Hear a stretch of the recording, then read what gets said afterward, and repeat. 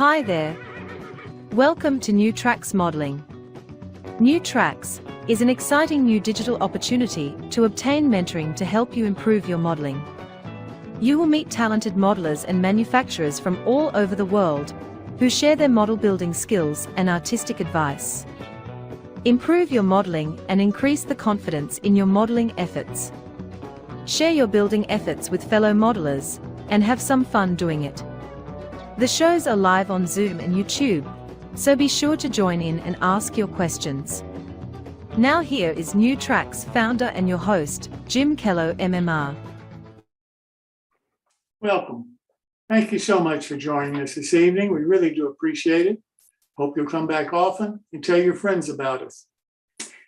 Before we start the show, I'd like to turn to Father Ron Walters for the show's prayer. Father Walters? O God, as we create and miniature the world around us, may we marvel at the beauty and genius which created the world and instilled in us a portion of your great knowledge and wisdom. Give success to the work of our hands, O God. Amen. Thank you so much, Father, for all that you do for our show. We really do appreciate your help.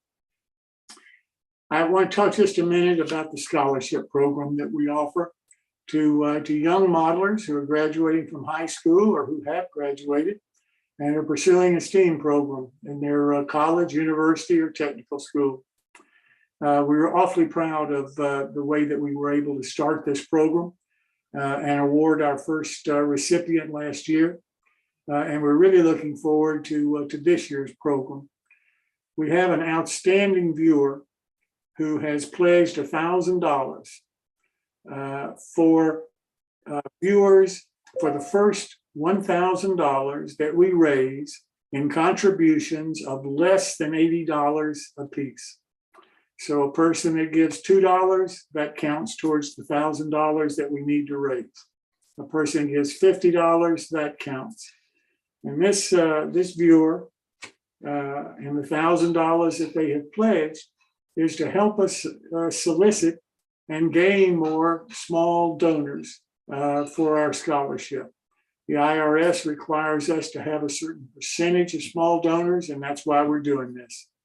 So if you're considering a contribution to our scholarship fund, we hope that this is one way that may not be a burden on anybody, but would certainly help us obtain the contribution of $1,000 from the individual who made the pledge, as well as the matching money, which would be a total of $2,000. So every $1 that you donate really is $2 going to the scholarship.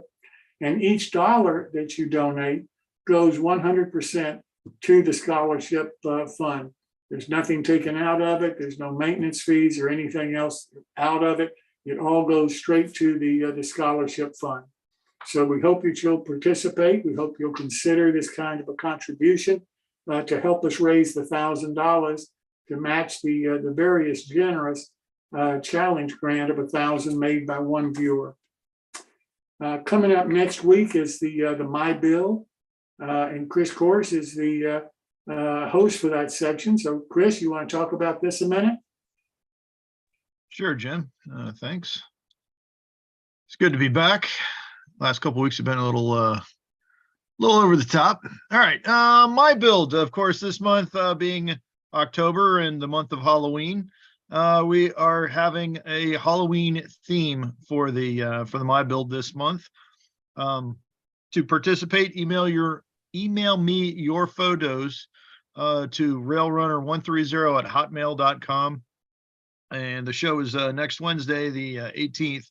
Please have it to me by about the 16th. That way I can have some time to put together that slideshow and get it right for everybody. And let's see, Father Ron, I did see your email, and Mitch, I'm not sure if you're around, but I did see yours as well. So I've got those photos, just haven't responded back to you yet. But so whatever you can do to meet the theme of Halloween, whether it's haunted houses, abandoned buildings, abandoned railroad cars, scarecrows, derelict engines, fall scenes, pumpkins, trick-or-treaters, that sort of thing, all fits into that criteria of Halloween and the fall and all of that, that we're so used to hearing about and seeing. So anyway, I will turn it back over to Jim. Chris, we sure do appreciate everything that you do for this part of the show. We really do appreciate it. It's growing in popularity. So I'm sure that we're going to have a good turnout next week. Thanks so much. Yep. Well, with that said, let's start the show. And I'd like to start off with introducing Dennis Brennan. Dennis has been on the show in the past talking about photography and art and showing you some of the work that he does, and trying to give you some tips and information to help you in your photography. But Dennis is going to do a build along of one of his kits. He's a manufacturer, has been for many, many years. His products are well known in the industry and to modelers all over. So he's going to build one of his kits on our show. And he's here tonight to tell you a little bit about his company and about the model that he's going to be building. Dennis, welcome.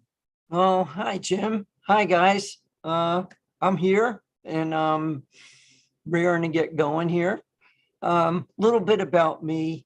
If you haven't already heard, I've been in business since 1997 and started selling ballast. And the reason I started selling ballast is because there wasn't ballast that I liked for the O-scale market. And so I went out and found some, and I've been selling it ever since. It was a big hit when it first hit the market, and it still continues to be unmatched. So if you're in the market for ballast, check it out. That's Brennan'sModelRR.com. But I sell more than that. I sell things and have developed kits that didn't exist. There might have been some facsimile, but nothing that really met what I wanted. And so one of the first kits I came out with was a chain link fence kit. And let me just give you a little, let's see if I can get this up here.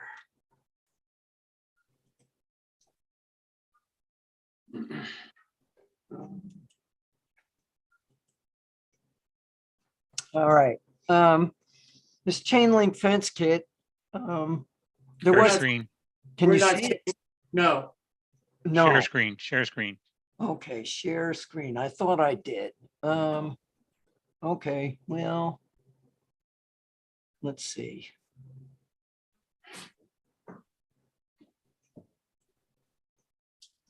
Is it there yet? Nope. Nope. I don't know what I'm doing wrong here. There you go. Okay, well, that's not what we want to see, but I will get, I will get well, actually, since this picture is here, we'll talk about this for an instant. If you're trying to model something, and this is what I base my modeling on, if you're trying to model something like tracks running in the street, don't just assume that you know what it looks like. Because 9 times out of 10, what you think it looks like is really not the actual thing.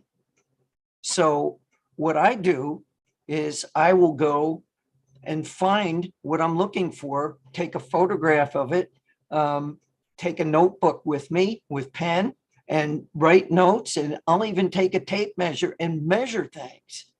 Not that I'm a rivet counter, I'm not, but it takes just as much time to do something wrong as it does to do it right. So I always try to go and research something. If I'm building a retaining wall, I'll go out and I'll look at retaining walls and take a picture and take some measurements. It's that simple.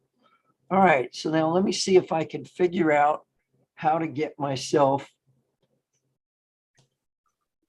back there, back to where I want. I guess I can't do this. I don't know what's going on here, guys. I'm sorry. Use the arrow keys. Make sure Little your arrows. mouse is on that screen and use the arrows keys. There you go. Well, I don't have any, oh, the arrow keys. On your keyboard, just use the arrow keys on your on keyboard, my keyboard, all right. right and left. There you There go. you go. Now, can you see this picture here? Yes, The screen, the chain link fence? yes. Ah, good. Okay. This chain link fence, there isn't any kit even today that matches this. And I'm not trying to feather my own nest here. It's just that nobody ever gets it right. And I went, took scores of pictures of commercial chain link fences. Then I went to a commercial fence company and I got information from them right down to a shop drawing of a chain link fence. So then I went out to find the pieces that fit it. Now you solder the framework together and the mesh is the right size. I even measured the mesh and then I went and found nylon material that exactly matches that size mesh. And so my fence is constructed just like a real chain link fence. And that's why it looks as real as it does, because it's based on a real thing. A lot of guys, well, I've seen some people use window screen or they'll use dowels. Or there's some people who are selling chain link fence kits that's made out of laser cut wood. Well, that doesn't work because wood is flat. I mean, so at any rate, the point is I go through a lot of trouble to get things right. And of course, you have to make compromises here and there. But like I said, I'm not a rivet counter. And so I will make an acceptable compromise. Now, if you can see this, this is my freight dock kit. Now, I didn't assume that I knew how a freight dock was made. I went down, there happened to be an abandoned freight dock right in my town in Independence, next to a railroad station that's now the Independence Depot, but I think it formerly was a Gulf Mobile in Ohio rail line. And this freight dock was falling apart. It was in the weeds. And so I dug out underneath it to see how it was supported. And I made this one exactly like that. It's an exact scale model, except I shortened it just a bit. And the only reason I shortened it is because I needed to fit it into a certain size box. So I made it 48 feet instead of 50. So, but it looks real because it's based on a real dock. And let's see here. Okay, my wooden fence kit. I like individual boards. I'm considering doing a laser cut wooden fence kit, which I can still make pretty accurately. What I won't do though is make a laser cut strip of wood to go over the top of it, because I think, or to go over the end of it for all the panels, because there's no spacing then. I'll still include an individual boards. Right now, you have to put the whole thing together. It's not hard, but I could make it simpler. And so let's see, what else we have. All right, this was a fun, I sell coal, and it's real coal. It's anthracite coal, right from the Reading mines in Pennsylvania. And this was kind of a fun shot to do. Talk a little bit about that. You'll notice I actually have done sort of in a time exposure with this to catch the coal filling up the truck. Everybody had to really stand still and hold their positions for me to do that. Actually, what I did is I took a piece of clear plastic and I cemented coal over it. And then I just attached it to the end of the conveyor and put the other end in the truck. It was that simple. Otherwise, it was a static scene. You wouldn't see any coal going out. Now, I have to admit, it looks like that's pouring in there. So I have to say that it's a time exposure, and I held the exposure for a while. All right. Okay, everybody thinks they know what railroad crossings look like. Well, 9 out of 10 times you don't. I've seen it done wrong over and over and over again. And there's very few wooden railroad crossings left these days, but you can find them. And since most of us are modeling back in a lot of us anyway, are modeling in the 40s, 30s, 40s, 50s, they were quite common, just like the wooden freight dock. They were quite common. And I don't care where you go, but typical railroad crossings have 2 boards on the outside of the rail, 4 boards on the inside of the rail, or 6 boards in this case. I guess it's about. At any rate, what they do is they use ties. 1, 2, 3, 4, 5. Right. They use ties is what they use. That's what it is. And the reason they're staggered here is because this track was going across the street at an angle and on a slight curve. And this is another pet peeve of mine. I've seen curved kits for curves where they actually have cut the pieces of wood in a curve to fit your track. That's not correct. It really bugs me, because what the railroads do is they use their ties and they stagger them, and it's like they just kind of angle each tie slightly. So it's a series of straight lines that form a curve. They don't cut their tie into the shape of the curve. Now, of course, our curves are a lot sharper, but I have done it on an 072 curve without having to cut any ties. You just stagger them, and you can still use the full length of the tie. You just have to angle it each time. So that's all there is to that. Let's see what else we got here. Dennis, you got 3 minutes. Okay, well, for the build, I'm going to do on November 1st, we are going to do the Sankey Wanky Coffee Company. And I need to see if I can find that somewhere. The Sankey Wanky Coffee Company is right here. Can you see that? Yes. All right, that's the Sankey Wanky, and I will be going through it step by step and telling you exactly how I do it. And if you want to do the build with me, I will talk about each section, and then you can go home and do it. And the next week, we'll come and look at it again. But I will tell you step by step how it's done. And you can see my instructions assume that you've never done anything like this before. They're complete. I tell you how to do everything: painting, gluing, what kind of glue to use, when to do it. There's a certain sequence. Any modeler will tell you there's sequences you have to follow when building kits.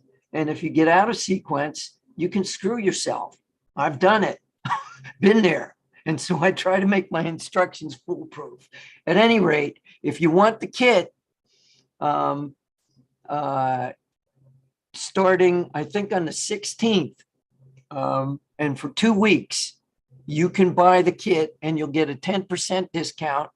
And all you need to do is put in one word, new tracks.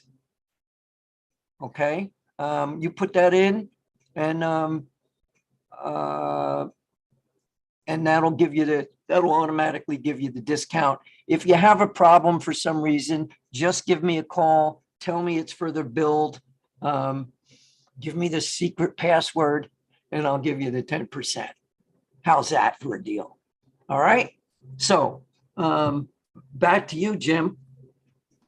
Well, Dennis, I'm looking forward to this because this is, it's really a great kit. And I think if you've never built one of Dennis's kits before, I think you'll find out that the instructions that you get and how they go together, it'll be a real easy experience. I don't think anybody, regardless of your skill level, will have any trouble at all building one of Dennis's kits. So Dennis, thanks so much for doing this. We really do appreciate it. Hey, no problem. Thank you. If anybody has any questions, feel free to give me a call anytime. Thank you, sir. Well, let me go to Martin Brechbiel MMR. And Martin is starting a new series this evening that he dreamed up. It's called Scratchbuilding Corner. And I'm really looking forward to this, Martin, because you are one of the premier scratch builders out there. Oh, great. So it's all my fault then. That's it. Yeah. Great. Wonderful. This is what you get for coming up with an idea. You get blamed for it and you get to do it all at the same time. Let's see, share screen. There we go. Come on, there you go. Looks right on my screen. I don't know about everybody else. You're on your own. I don't have any control over anybody else's computer, and I barely control my own. Yeah, you're fine. It's like the thing has a mind of its own. Sort of like my subconscious. Okay, so this is going to be a bit of an adventure. I potentially, knowing the way I work in my shop, this could last 3 or 4 years, or longer if we're really get into trouble. We're going to start really slow and easy, simple, very simple. Really, I wouldn't make it up otherwise. I mean, we'll start really simple, and that's what we're going to start with tonight. We're going to start with this because it's the first thing I found in the back of the storage box of scribed or milled siding. I've got 2 different types of board and batten. Not very much of either. So part of the hidden agenda here is for me to use up some things and get rid of it at your expense. Stuff that's just been lingering around in the back of boxes. So we've got there are different space scribe siding or scribe board and batten. So that's 3/16. This is 1/8. One's from Northeastern, one's from Kapler. I've got a little bit of each. We'll try to use some of it up and get rid of it, or at least minimize the amount of space it's occupying in my shop. And as far as I know, Kapler's still in business, but order now before they aren't. Okay, I had a bag with a Tichy door. So I don't have any actual direction necessarily where I'm going with sometimes when I build. I'll look at a picture and say, oh, let's go that way. And measurements, knowing exactly what I'm going to do are completely arbitrary at times. So this is going to be the front and the back of the building. This is the Kapler siding, and the width actually is determined by, you guessed it, the Kapler siding. I'm not even going to bother to cut it. We're going to be really simple. Just take it out of the bag and use it. Right, so we cut it to a length that looks reasonably high for capturing a simple door. This was a lonely Tichy door in a bag in a drawer with a bunch of other doors, but this one was the lonely one. It was alone in its own bag, so it's going away. It's going to be used. So it's sitting on top of the front board, front wall, the back wall, same width. This makes it easy. The front and the back are the same width. We're not going to have to get funky and weird and wrap around dimensions and corners. We'll leave that for some other week where we have too many dimensions and shapes and sizes of walls. Okay, so we're going to use the other scribe siding for the sides. And we're going to put a slope on the top because that'll make the rain fall off the back. You know, flat roofs are problematic, and you don't see a lot of flat roofs on wooden structures in earlier years. And since that's the periods I tend to model, we're going to have a slanted roof. So left and a right. Make sure you make a left and a right if you're going to make two same, you know, if you cut them the same, then you have two rights or two lefts, and that doesn't work. Ask me how I know that. I've done it.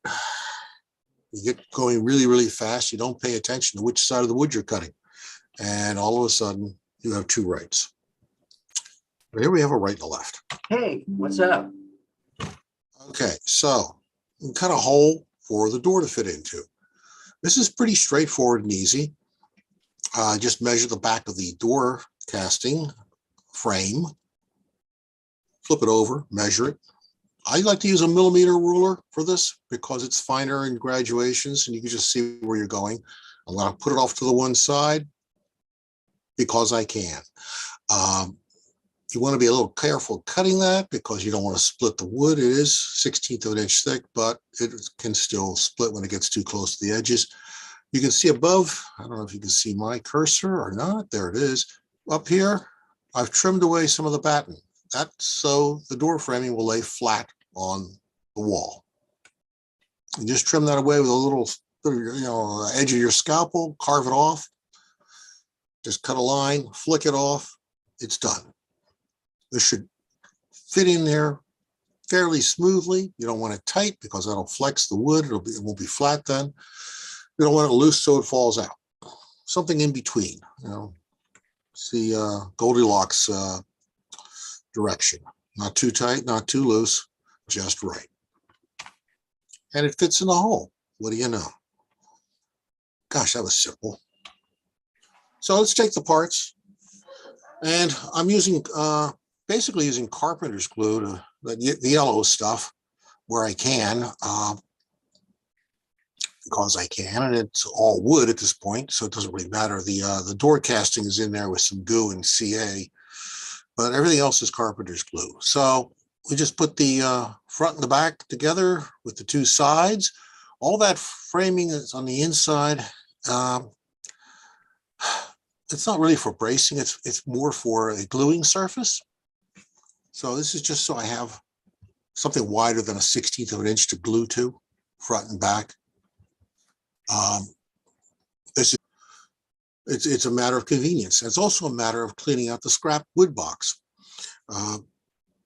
That's why you keep a scrap wood box. I advise you keep at least 2 or 3. I have 5 or 6, and when they overflow, I put them in a bigger box and take them up to the Strasbourg train show, and somebody buys them from me. It's amazing how that works. But if you sort it out into various types of components and pieces, you'll find you'll actually use a lot of this stuff. And it'll save you from opening a pack of something else that you really don't want to open just to get a piece of bracing out or a piece of glue, something for a glue surface. And you just get it accomplished with scrap wood. It doesn't even have to be all the same dimension. It doesn't matter. The only thing that matters is this is up on the edge, that's up on the edge. It can be bigger, it can be smaller. It doesn't really matter that much as long as it gets you enough surface for the glue to hold on to the roof. Okay. By the way, this is going to be a really short segment tonight. I think I only have 10 slides, so I'm going to talk a lot just to stall. But I'm going to stretch this out. I don't want to take too much time every week. If I take 15 minutes, I'm probably going too long. So these are the beginnings of the platform. So we're going to put this up on some legs on a platform. I don't know the dimensions of the platform yet, but I didn't until the previous slide was done. It has to be bigger than the building that's going to sit on it, or the same size as the building that's going to sit on it. So I'm not really actually measuring anything if I can help it. I mean, yes, there's a line here, but that's measured off of the width of this board. And if you can avoid measuring, you can get away with it. It's not necessary sometimes, or quite a lot. So these are 4 legs, cross beam. We're going to build the beginnings of a platform. So I'm going to glue this part, let's back up. One of these shorter pieces goes across here, goes across here, but it goes across below that line. And then another part, another board of the same size. These are, I don't even remember what these are. 3/32 by 5/32, probably something in that range. HO 10 by 22s, possibly as well. And this goes across the back, and this one goes across the front, spans the width of the platform. This spans the depth of the platform. This one rests on top of this one, and we'll all get them pinned together with nut, bolt, and washer casting sometime down the future, but not tonight. That's called foreshadowing. And there's going to be a lot more boards here. This is just a box. I'm just building a box. And it's actually somewhat easier to build this upside down.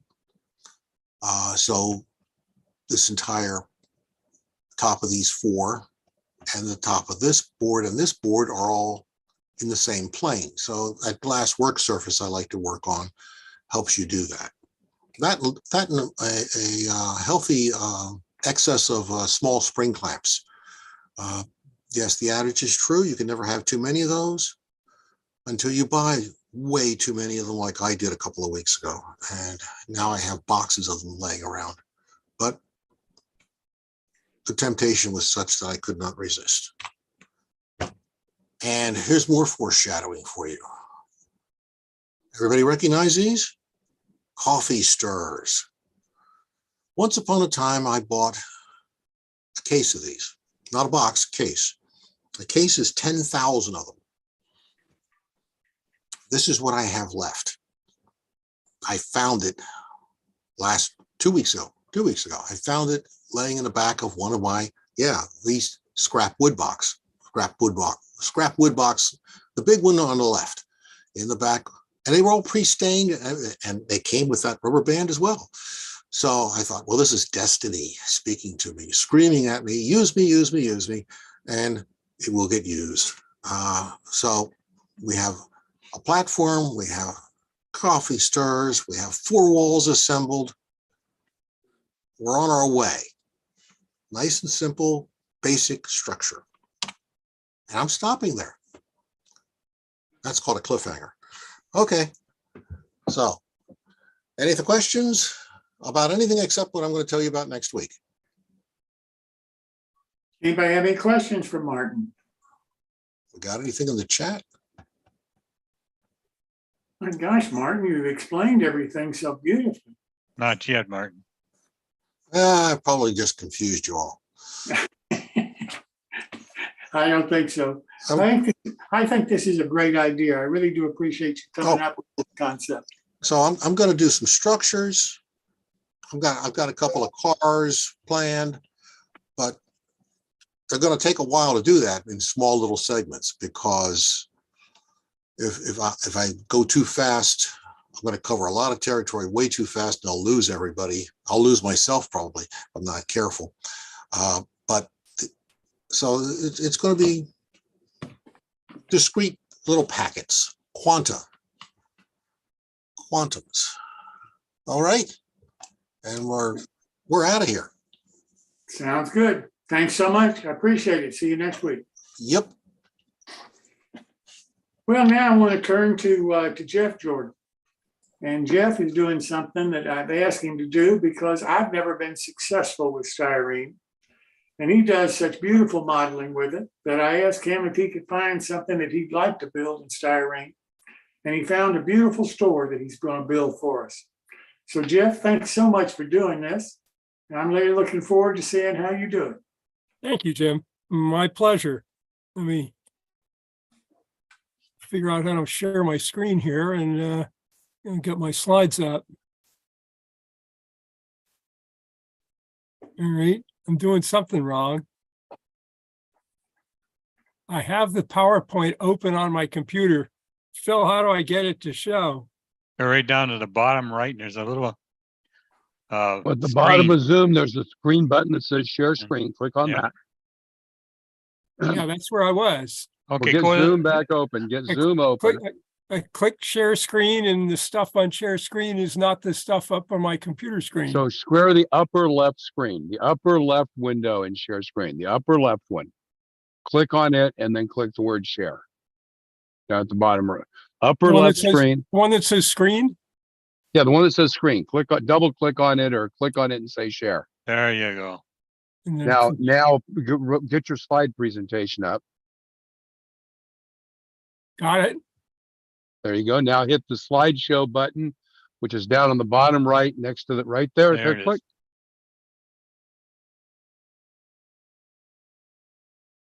And you are building in Styrene. Beautiful. Yeah, how do I get rid of this window? You There we are. Okay. can Alrighty. use the arrows. You can use the right and left arrows down on the bottom right of your keypad. Yep, got it. So, scratch building in Styrene. And I came to build, I never thought I would be a scratch builder. I always saw people do scratch building and said I couldn't do that until the day arrived that there was a structure that I very much wanted for my model railroad. Nobody made a kit of it. And looking at materials, browsing around the hobby shop, looking at articles, and I saw the stuff about building in styrene, and that building in styrene is almost like building a plastic kit, except you make the parts for yourself. And it's really not that hard to do. And it's a great material to work with. It's easy to cut and shape without the risk of splitting. As Martin was just talking, and I guess we all have the experience of having to tape and work gently with wood to make sure it doesn't split. You can work with the finest styrene, 1/100th of an inch thick. It will never split. It could be cut, drilled, filed, sanded. It can be glued together with gel or liquid plastic cement. You'll see later on horrors that I actually use tester tube cement for some of my work because it's kind of like gel super glue. It doesn't, like the liquid stuff, set up instantly. It gives you a little time to adjust. And it's as close as, certainly any hobby shop, but also Michael's and whoever else, all has got, plastic cement. It's a great material to work with because it can be textured. You can add graining and distress to it, accepts many kinds of paint, and the ones that you can't use directly on it, if you prime it, then you can use it. And then depending on your layout room, you worry about your model's warping or humidity. The plastic is immune to humidity. It won't warp. It won't change over time. So with this series, I intend to show you how I've gotten into making structures in styrene, including making my own plans and using the styrene, how I make my own parts, assemble the parts, the techniques for working with and assembling the styrene, and finishing the model, which includes techniques on painting the styrene. I currently work in O scale, but this will work in any scale. And there's lots of styrene material out there. Evergreen styrene is my preferred medium. I have access to a shop that has the full evergreen styrene assortment available. And so you can pick up all their sheets, all their textured materials, all their strips. You can virtually build up a library of scale lumber in styrene. Alrighty. So talking about plans, my efforts have been to reproduce prototypes that are not available as kits. But if you have more of an architectural knack than I do, you could also design a building without any prototype at hand, just knowing how the structures go together and using those techniques. I prefer to go from photographs, my dimensions plans, model railroad magazines have tons of structure plans. The first building I scratch built was an interlocking tower from plans in the Anthracite Railroad Historical Society's journal. They published, and they know a lot of their readers are modelers. They published their plan in HO scale. So you literally could take the dimensions right off of the plans in the magazine or a photocopy of the magazine and cut your pieces without even having to change dimensions.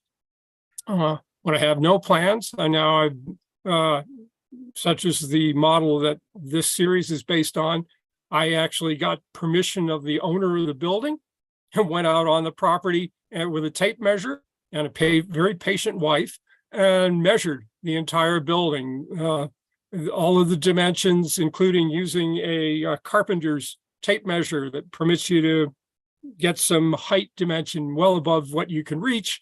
I could even get some heights. Very little was left to estimation in this model.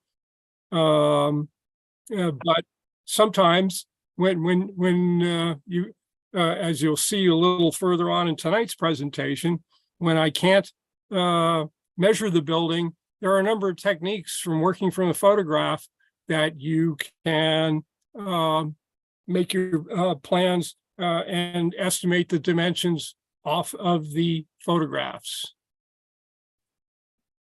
Here's my prototype. This, now closed up, was once the St. David's Grocery, a couple of miles south of where I live in Fort Valley, Virginia, a characteristic southern building with the raised seam roof. And these are photographs I took at the time I was measuring on all four sides. Incidentally, I did not model the little building that's on the right. That was the post office. Apparently, in about 1970, the United States Post Office declared that you could no longer operate a post office from inside your grocery and that the post office had to be in a separate building. And so Miss Betty, who operated this grocery store, wanted to keep her postal business and so had a post office built next door. That's 6 foot by 10 foot, reputedly at one time the smallest post office in the United States. But you can see the building itself also. It's basically a rectangular structure with a lean-to addition. So this is a nice, easy one to start from. Some of my others have been much more complicated structures. This is just a limited number of parts. We'll make the walls, the roof, and the porch. And I'll show you how I did all of that. Plans. So from those photographs, my dimensions, I just set out using a scale ruler because I drew this to O scale, the plain dimensions of the building.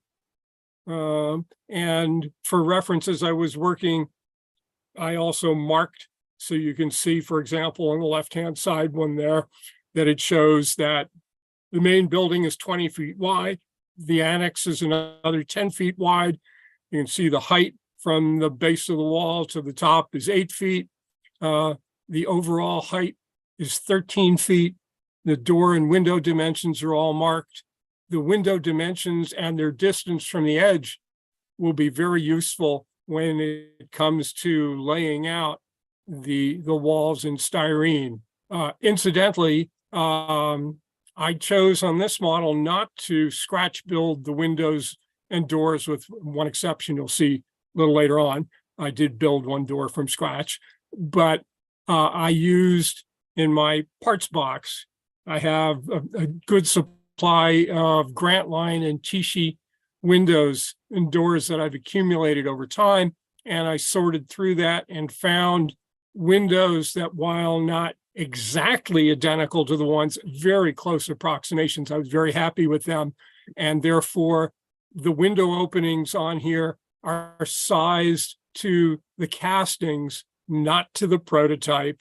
And so that was an adjustment I had to make, but it was easy. Again, I'm working in O scale. I have the O scale part at hand as I'm doing my drawings, and therefore it was easy to adjust the location dimensions of the various openings. One other thing you may have noticed, I can back up here, is the back wall. The upper right-hand picture is the back wall. If you look in the center there, it's pretty evident that at one time that was a back door, and then a modern window at some point was inserted instead of the back door. I chose to backdate the structure, and so I measured for and built the model with a door there, which I thought was a more natural arrangement when it was an operating business, rather than the modern, you can see metal storm window that's on there today. So that was the one adjustment. The other adjustment I made is the length of the building. The two bottom photographs, you can see those sidewalls, notwithstanding the sunflowers, is pretty plain. And as it turns out, it measures out, I think it was about 26 feet long.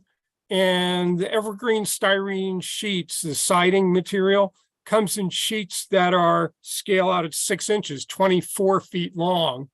And rather than try and splice the evergreen siding to reproduce a long and rather uninteresting blank wall, I chose to downsize the depth of the building just a little bit.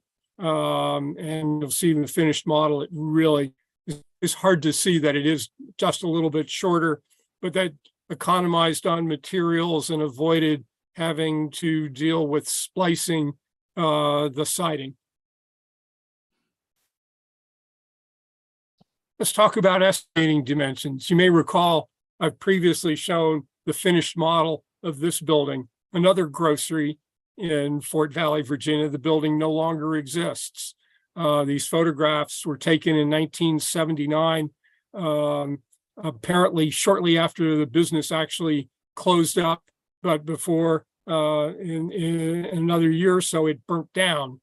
Today, that lot is completely vacant. There isn't a trace of the building, not even the foundation, nothing there. So all I had to work from is these two photographs. I actually used the community bulletin board and asked people if they had any other photographs or any other information about the building.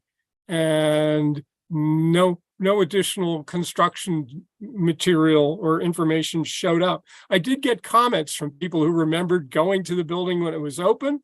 I got comments from people who said on the front there, just to the right of the front door, you see the little bench by the front door. They said, make sure you include that bench. I remember going in, buying ice cream and sitting by the front door. So include the bench.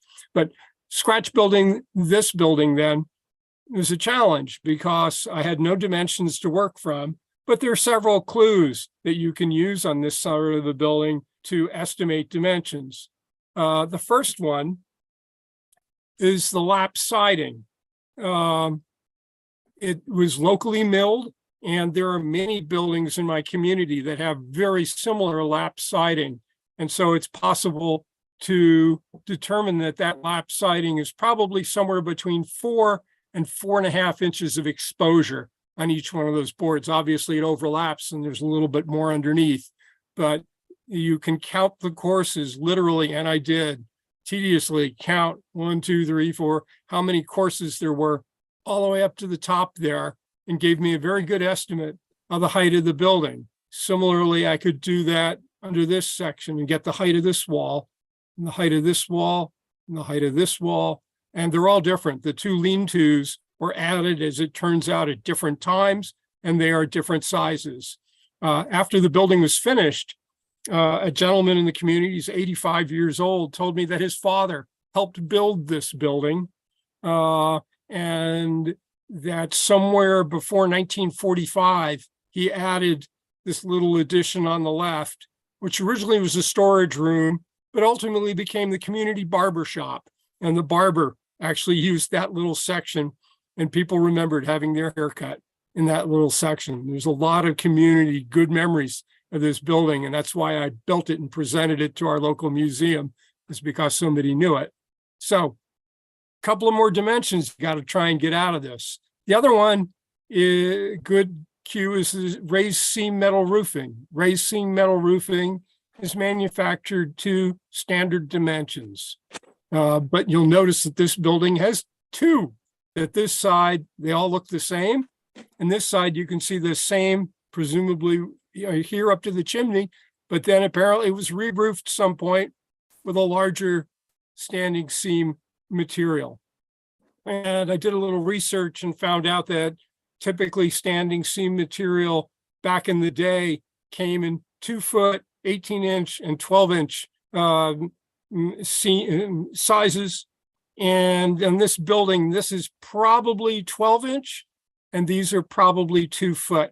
And so that would give you the length of all of these sections. The one thing, and windows and doors. Again, windows and doors typically are manufactured to standard dimensions. And so this window, and you'll notice going around the building, this window, this window, this window are all the same. This one, for some reason, is larger. These are smaller, so it's not that easy, but using this window and estimating its dimensions, it's probably a 2 foot wide window. And then you can count the siding to estimate its height. So not only can you use it to size the window you should use, but you can almost use it as a little ruler to give you the estimate of the size of the wall that it's in. And you can see that this wall, for example, is just a little bit more than 3 times the window. The hard one was this one because of the acute angle.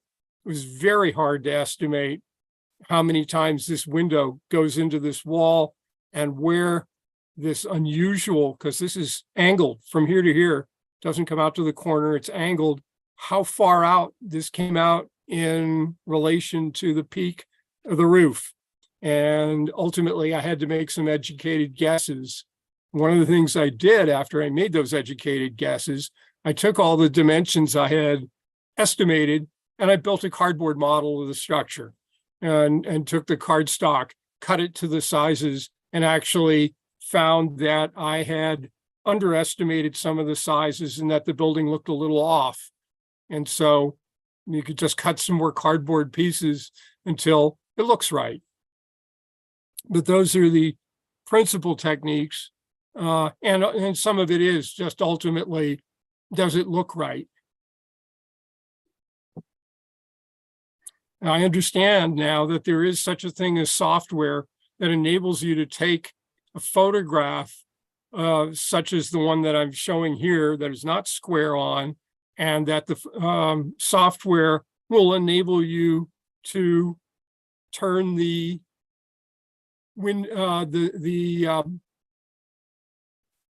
scene so that you can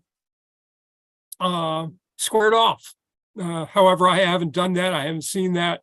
But if you have access to that, and there was an article in Model Railroader where a fellow talked about doing it, more power to him on that. So materials and preparation. So I always start by collecting all the bits and pieces that I think I'm going to need to build. So it makes it even more like just building a plastic kit because everything's there. All the sides are there. You just have to make them. I really like the evergreen styrene, one, because it's readily available, not only hobby shops, but Michael's, Hobby Lobby, and others have some evergreen styrene, but Mainline Hobby Supply, which is not too terribly far from where I live, has a tremendous selection, pretty much the full line.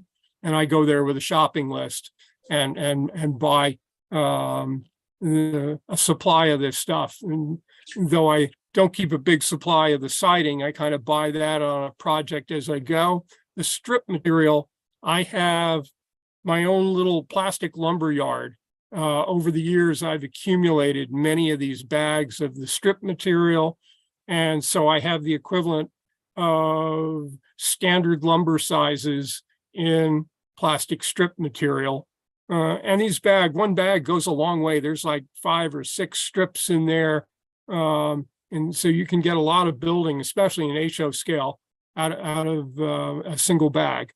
And then door, windows, and chimneys.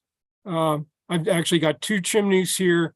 I wasn't quite sure which one I was going to use. This one came from Mainline Hobby Supply. This is one I had around from some previous project. Over here, Grant Line windows and doors that I had in my box. This is a Tichy window that I considered ultimately I used these. I used this door, and I used, I think, these windows, but not these windows. And then this building also has a stone foundation. Go back, you can see it in this one too, but whoops, I think I overshot. There you go. So you can see the stone foundation. I wanted to do something that would replicate that stone foundation, though I built the building that it sits flat. It would enable me, if I wanted on the layout, to bury some of that stone foundation, but I made an allowance for the stone foundation. And over here is a brand of embossed plastic sheet.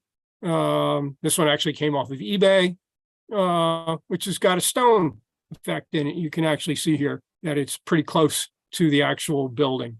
And so that gave me everything I needed to get started. But the first thing I did before I cut a single piece of styrene is you take all of the sheets out and you wash them thoroughly. Apparently, in the process of manufacturing the evergreen sheet, they use some sort of mold release or other release agent on the plastic. It's very slick. It will literally cause paint to bead up. So you got to make sure, little soap and water, dish soap, little warm water, rinse it thoroughly before you start working, so that you can wash it while it's flat sheets and not try and wash your building after it's been put together.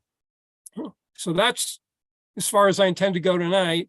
And tune in next week and I will show you how I actually made the parts, made the walls, made the window openings, made the roof, made the porch, and so forth. So that's my presentation for tonight. Anybody have any questions for Jeff? Well, that didn't seem too hard to me. I might be able to do that. That's the whole point is, I never regarded or thought I was going to be a scratch builder. It seemed far too intimidating. And that breaking it down into individual parts, working with styrene, which is a easy material to work with. In the next stage, you'll see how easy it is to cut it, how easy it is to shape it, how easy it is to cut the openings into it. It really cuts down the intimidation factor.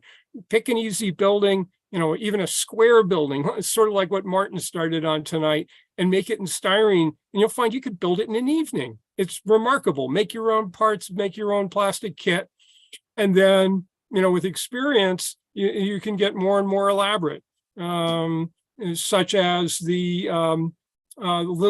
other grocery that I showed you the photographs of. It's got all kinds of angles and walls going different ways and different slopes and so on and so forth. But it's all individual styrene sheet, lay out the parts, cut them out, glue them together. It's not magic. It's not rocket science. It's really very accessible. And I think people will find that if they can neatly assemble a plastic kit, it's not that big an additional step to make your own plastic parts and put them together. Well, I really do appreciate it. Thank you so very much, Jeff. See you next week. Yes, indeed. Well, now let's move on to Mr. Farrell, Tom Farrell, who is scratch building his total layout, but he's doing it in small bits and pieces. And tonight you're going to see a ship model that he's built that I think is just outstanding and really adds a tremendous amount to the scene that he's creating. So Tom, welcome. Thank you for having me again, and thank you for the great introduction. Hopefully I can live up to it this evening. Jeez, I give up. Let's see here. Let me get to the... Okay, so those that were on the show last week might recall that I built a oyster skiff for Sean Williams' Wandering Spruce Railroad. And then I reluctantly shipped it off to him in California, and it's now on his layout. But I liked the model so much that I thought I'd scratch build one myself. His was a FOSS models kit. And as you all know, I'm a scratch builder, so it didn't even occur to me to buy another model. I thought I'd just scratch build it. And that's what I'll show you this evening. This is the, of course, the artist mock-up. Love this program, by the way. So the first thing I did is I build in wood. 99% of the time, I'm an old school guy in that regard. There is a little styrene on this, as you'll see, but first thing I did is I sketched out the two sides of the model, and that's loosely based on the FOSS scale models skiff. I made mine a little more robust. It's a little higher. Anyway, it's pretty close. I cut them out and I used a special grained wood. I've seen on barges, part of my background is actually running barges and tugboats and selling those companies. And sometimes they have this, I don't know what type of, it's like a rolled material. And I thought I'd simulate that with this. So it adds a little more detail to the inside of the model. And the base, I just took a piece of plywood, 3/8 plywood, cut it on my table saw and chop saw. I used that for the base of the model. Now the model features these cutouts. There's 4 of them. I just took a pin vise, drilled each end of the location and cut it out with an X-Acto knife and did a little filing, and voila, I had 4 holes. Nice little detail on the model. Here's the model built up. Now you can see the graining effect, which adds a nice little detail to the model. And these are for protection. So when these guys sometimes don't have control of their barges and their skiffs. They bump up against things like pylons, and if you don't have protection, you could damage the hull, and that's the purpose of these. The FOSS model had 2. I put 3 on here just for differentiation. See the plywood base there. I did use a little Tester's plastic filler here. It seems to work just fine on wood. Next up are these support braces that run 180 degrees around the model. So I spaced them out in 4-foot increments, which is 1 inch in O scale. And I just marked with the pencil where they go. And there they are in place. Basically, I took, I think I took 2x12 material, and I just simply cut it to length. And then I cut it corner to corner, and I got 2 for 1 that way, and just super glued them in place. It's a nice detail. This is all scratch build. The FOSS kit costs $70. This cost me about maybe $25 when I'm all done. I don't do them for cost reasons, but we've had 2 scratch builders on in a row. One of the big benefits of scratch building is you're not paying this premium that you do for a kit, and along with getting something unique, but the costs are significantly lower. Anyway, so I've got all those braces in place. So the next step is to paint it. And I featured this last week, but this is that American Accents Natural Rust. They give you a spray can, which is basically a burnt orange. And then they give you this acrylic, which looks like a purple when you open it up. It's a 2-part process, and it looks exactly like rust when you're done with virtually no effort. So here's the model with the spray bomb, the orange. I sprayed it north, south, east, and west, all sides, inside, outside, got thorough coverage. I let it dry overnight. And then the next step is to add with a sponge, to add the acrylic to it. You just sponge it on, and I mean, it, like I said last week, it looks like a piece of metal when you're done. It's amazing. And it's virtually no effort. And this is a nice detail that was not found on the Foss. This graining really adds a nice dimension to it. A little more detail. Tom, how long do you have to let that dry? The second coat? That dries almost instantly. Dries while you're putting it on, I swear to God. So you're ready to handle this in 15 minutes. Yeah. Dries very rapidly. The enamel, the orange enamel, I probably could just work it within a couple hours too, but I always let enamels outgas overnight. Yeah. Next up was the wheelhouse. And so I took this scale siding and basically I cut 4 blanks. And then I took a piece of basswood and I sanded a roof. This will simulate a metal roof. So I just drew this out and sanded it with sandpaper till I got an acceptable looking roof. It has a nice bevel. It's as you'll see, I'll seal it up and it'll look just like a rusted roof. Here's some styrene for the styreners in the crowd. This is the engine cowling. I took a piece of, I think this was about 0.20 styrene. I put a grid on there. I should have taken it on my drill press and methodically drill these, but I just drilled it dead center in the middle of these squares that I thought it would be close enough. I got a little wave in here, but that's all right. This represents the engine cowling of the skiff. And I built a plywood box out of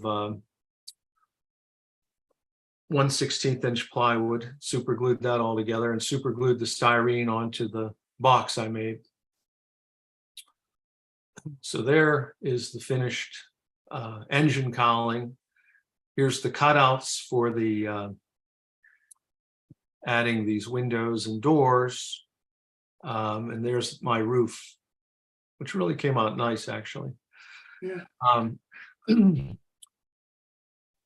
This is a watertight door. I'll show you where I ordered this from. I wound up not using this. I cut it out and put in a conventional door, but I had this brainstorm to put on a watertight door and for a naval effect. But when I had it on there, I just didn't like it. So there's my engine cowling and the roof's in place, and there's the siding. So it's building up very nicely, and it's very simple to work with these materials. Shouldn't be intimidated. It's all glued together. You don't have to get this perfect because trim boards go around the perimeter of the wheelhouse.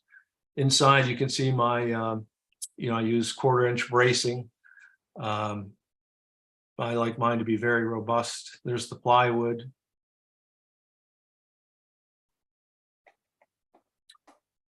There's another view. So there's the side window, or there's the front window. There's the right-hand side.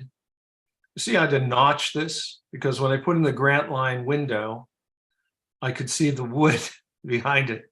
So I had to go back with a razor saw and an X-Acto knife and notch my 1/4 inch bracing.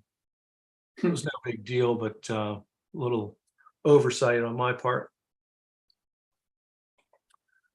There's the left-hand side with the hand cutting of that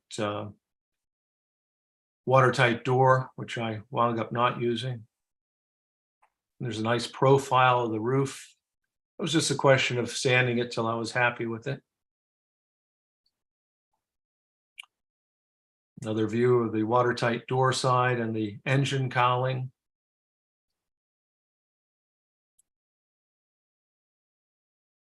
Now the first color I painted was white, a white gel coat. And then I went back and I painted a olive drab green on there. Then I scratched it off to some degree so you could see the white. The process of achieving a weathered model is a layering process. So you don't get it right in one painting. It's a process. Here I added a chocolate brown, and then I dry brushed it on there, and then I scratched it with my wire brush. And you can see you have multiple colors going on here. You have white, you have that olive drab, you have that chocolate brown. It's a layering process. It gives depth and realism to the model. Not a shot against the plastic guys, but I could never do this with plastic. I've tried and I just can't do it. It's a talent I don't seem to have. And then I went back and I put another coat of white over it because I didn't want a brown looking wheelhouse. So I sloppily put white on here on purpose. I scratched it off a little bit too. So basically you had I think four layers: base coat of white, a dry brush of green, a dry brush of brown, and a dry brush of white. So 4 colors. And then I trimmed it out with, these are 1x, what are these? 1x2s, I think, trim. And they cover up all your corners and I also, my trademark is to paint everything black in the inside because I don't detail the insides normally. And there's that roof. And again, I started with white. I sealed it up so I had 2 or 3 coats to it, felt plastic-like. Then I painted a dark color around the perimeter. And then I added the lighter colors on top of that till I achieved what appeared to me as a very rusty roof.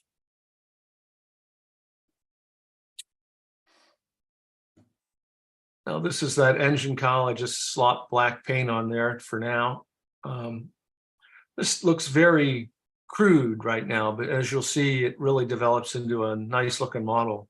But you have to be patient and just know that most of these colors are base colors.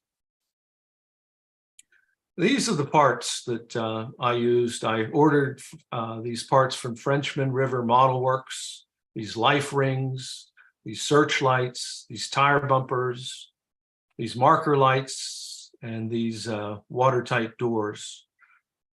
This was the most, if we're counting dollars, this was the most expensive part of the model. About $21 worth of this was allocated to this project, maybe another $10 in wood.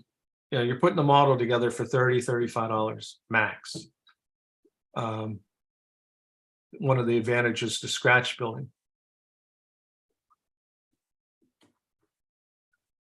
This was the decking. I got these sticks from Hobby Lobby, and I used these same materials on Sean Williams' oyster skiff.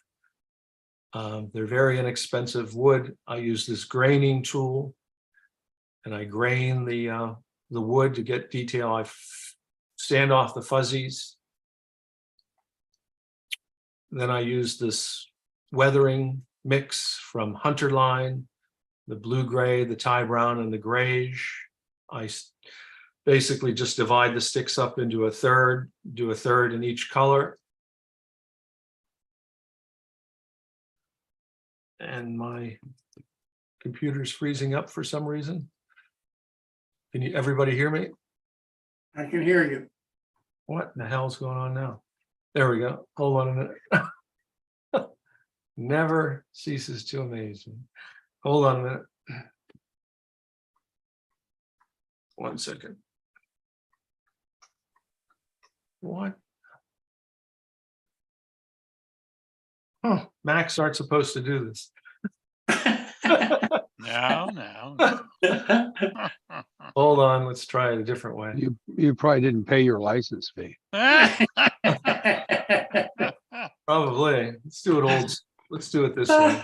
They're both going to sink on you. Let me do it this way. This is not to Hoyle, but just give me a second here to get my act together.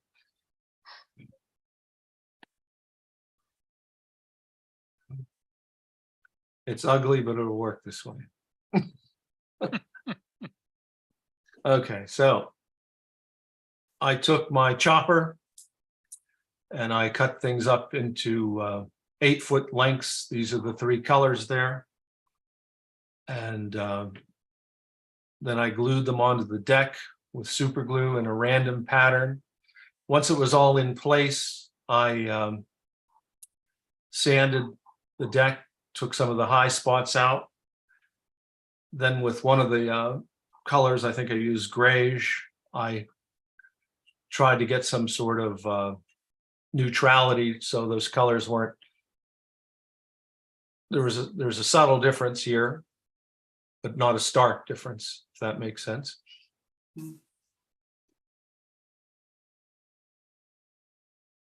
Now this crane I scratch built, and I made it out of styrene. First thing I did is I went to my garage and I got 3 metal washers. These are just from a hardware store. You know, this is approximately 3/4 of an inch in diameter. These are probably, I don't know, 5/8 or something like that, or 3/8. I glued 3 washers together with super glue. That was my base. Then I had these girders. I tried to figure out, I had them loose, but I remember buying a package of these. These are not from a normal styrene provider like Evergreen or Plastruct, but I've had them for years. They come in 2 halves. You glue them together and make a box.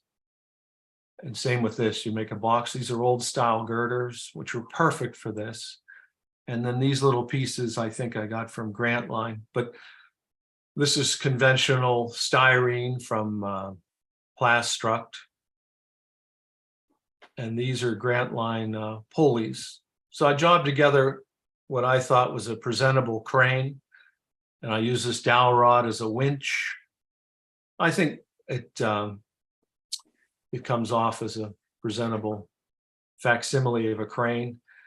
This is my, we'll get a clear picture here. This is the finished model. So there's the crane with a rope. Everything's weathered here. I put on that life preserver you saw earlier. These are those lights, or the red right returning. This is your searchlight. These are just things to detail the deck. These are the tires that I got from French River Models. So from French River Models, I got the bumpers, these tires. I got the life preserver. I got the searchlight. I got these directional lights left and right, port and starboard. These were, I don't know where I got all this stuff, but it's, this was 3D printed boxes. These are just barrels and, you know, just out of my parts bin. Here is a picture side by side of the last week's oyster skiff for Sean Williams. And then this is the new one, the scratch built crane barge that I put together. So those are the two models. And again, I like this so much, I had to have one for myself. But I wanted it to be different, you know, a little different. So it wasn't a cookie cutter of the one on the right. But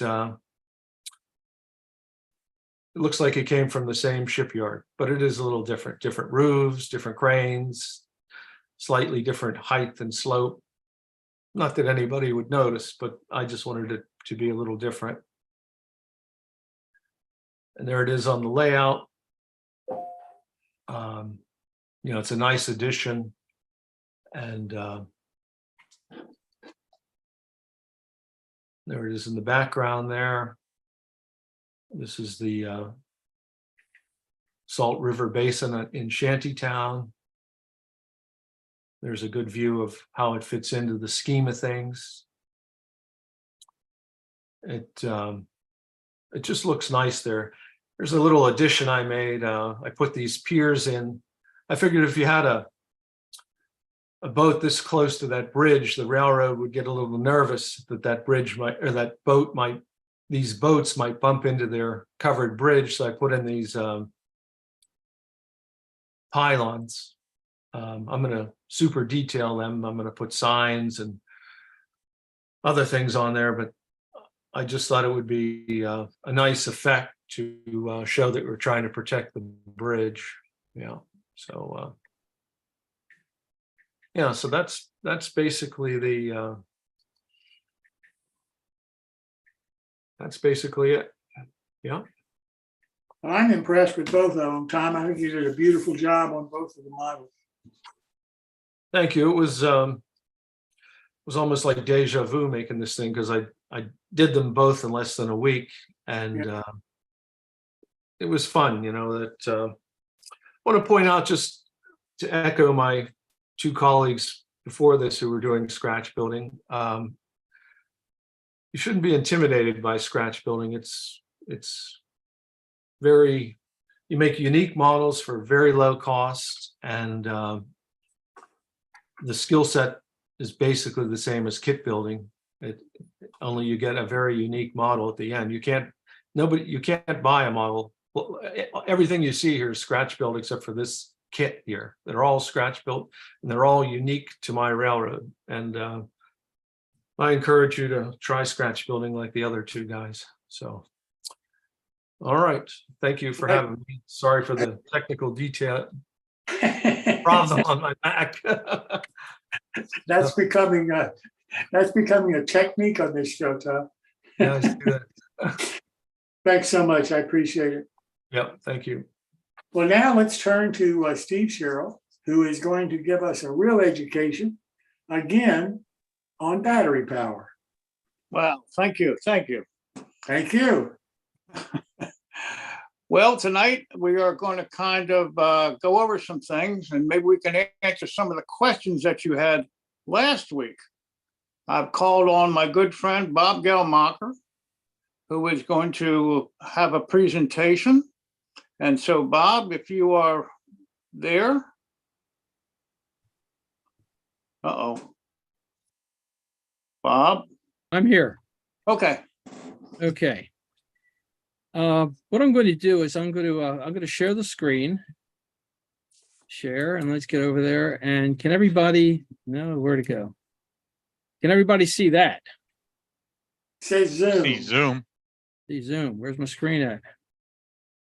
Oh. The gremlins are living well today. Should have it there. You are sharing your screen. Just click on your PowerPoint icon down at the bottom of the very bottom of the tool tray on the bottom there. Click on that and then open your presentation. Can you see that? No, you didn't stay long enough with your arrow. I don't think you've actually opened it. Try it again. Is it open on your screen? No. It's open on my screen, yeah. Why don't you stop sharing your screen? Here, hang on. Okay, go ahead and click share screen again. And then share the upper left screen. I see Steve Sherrill in there. I don't know if I want to share that or not. Yeah, that's the one you want to share.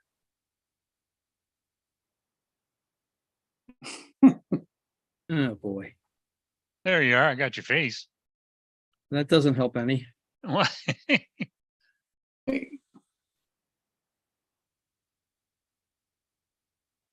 Click share screen, bring up your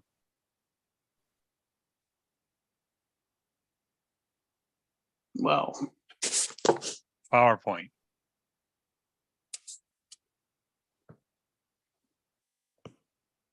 Should be able to get it. I don't know what's going on, guys. Did you click share screen? Yes, I did. And which one did you share? I got two screens. I'm sharing my PowerPoints on my second screen. Okay, so if you got two screens and you use the presenter mode, where the presenter mode comes on in your first screen and your slides are in your second screen. Is that the way it works? Mm-hmm. Okay, so what you want to do is go ahead and click on share screen. And at the upper left, it'll say screen 1 and screen 2. And on your screens, there'll be kind of a hidden 1 and 2 number. So share the one that says number 2, which is where your slides are going to show up. And then just put your... It's actually going to be on number 1. Okay, there you go. Click 1 and share it. And you have to click the share at the bottom. You have to click the button and then click the share at the bottom, or double click on the video, on the image. Nope, not getting there. What happens when you click? So when you click on screen one, I'm on so screen share- one. click on screen one. Is it highlighted now? I believe so. Then down at the bottom right, it says share. On the bottom right of the window, it says share.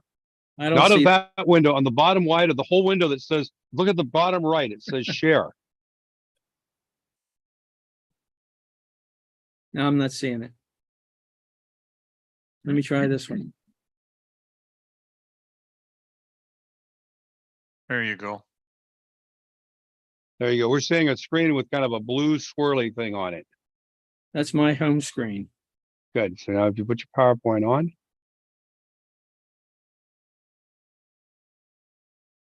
Yeah, I think your PowerPoint's in the other screen unless, is your PowerPoint up in one of your screens? Yeah, let me do this. Let me bring it over here. Yeah, there you go. There you are. And then just throw it in slideshow mode. Wow. Lots of fun being live, isn't it? Okay. Let me go to slideshow. I'm just going to do it in this mode. Anyway, we're going to talk a little bit about dead rail today at battery powered. And come on, guys. Okay. And I listened to the conversations that we've had in the last week or so, and I think we have to set some expectations before we go any further, because some of the information may have been misleading, and I'm not sure that this is a universal solution for everything. There is a sweet spot for the application, and the application that Steve has put forth is an application using a fairly inexpensive RF radio frequency car and its controller. And that particular set of technology is great if you're going to run a small engine. I run ON30, so I'm talking about a small engine like a Porter or something like that. But I know a number of the guys have larger systems. They have O scale, and the RF car is probably not going to be applicable for something that big, because it's just going to draw too much current. Now, there are solutions out there that use RF and dead rail for something like O scale or S scale, but it's going to be a lot more expensive, I think. And Jim, I think you actually mentioned the other day, I think it was a conversation like you said, can I for $35 get my engines up and running? Now, do you model O scale? Yes. Okay. Then that probably wouldn't work for you, to tell you the truth. Okay. Thank you. Mm-hmm. I say batteries not included, and I'm really not talking about the batteries that are required for the system. It's that there's a lot of other things that have to happen when we go to the battery operated system. And that's that you have to take the car apart. You have to basically cannibalize the car for the receiver. You have to get a battery. And I'm going to show you in a couple of weeks how we cannibalize the handheld controller in order to make a controller that we're more or less used to. And the results may vary depending on the scale that you're modeling, depending on the motor that's in the particular engine that you have.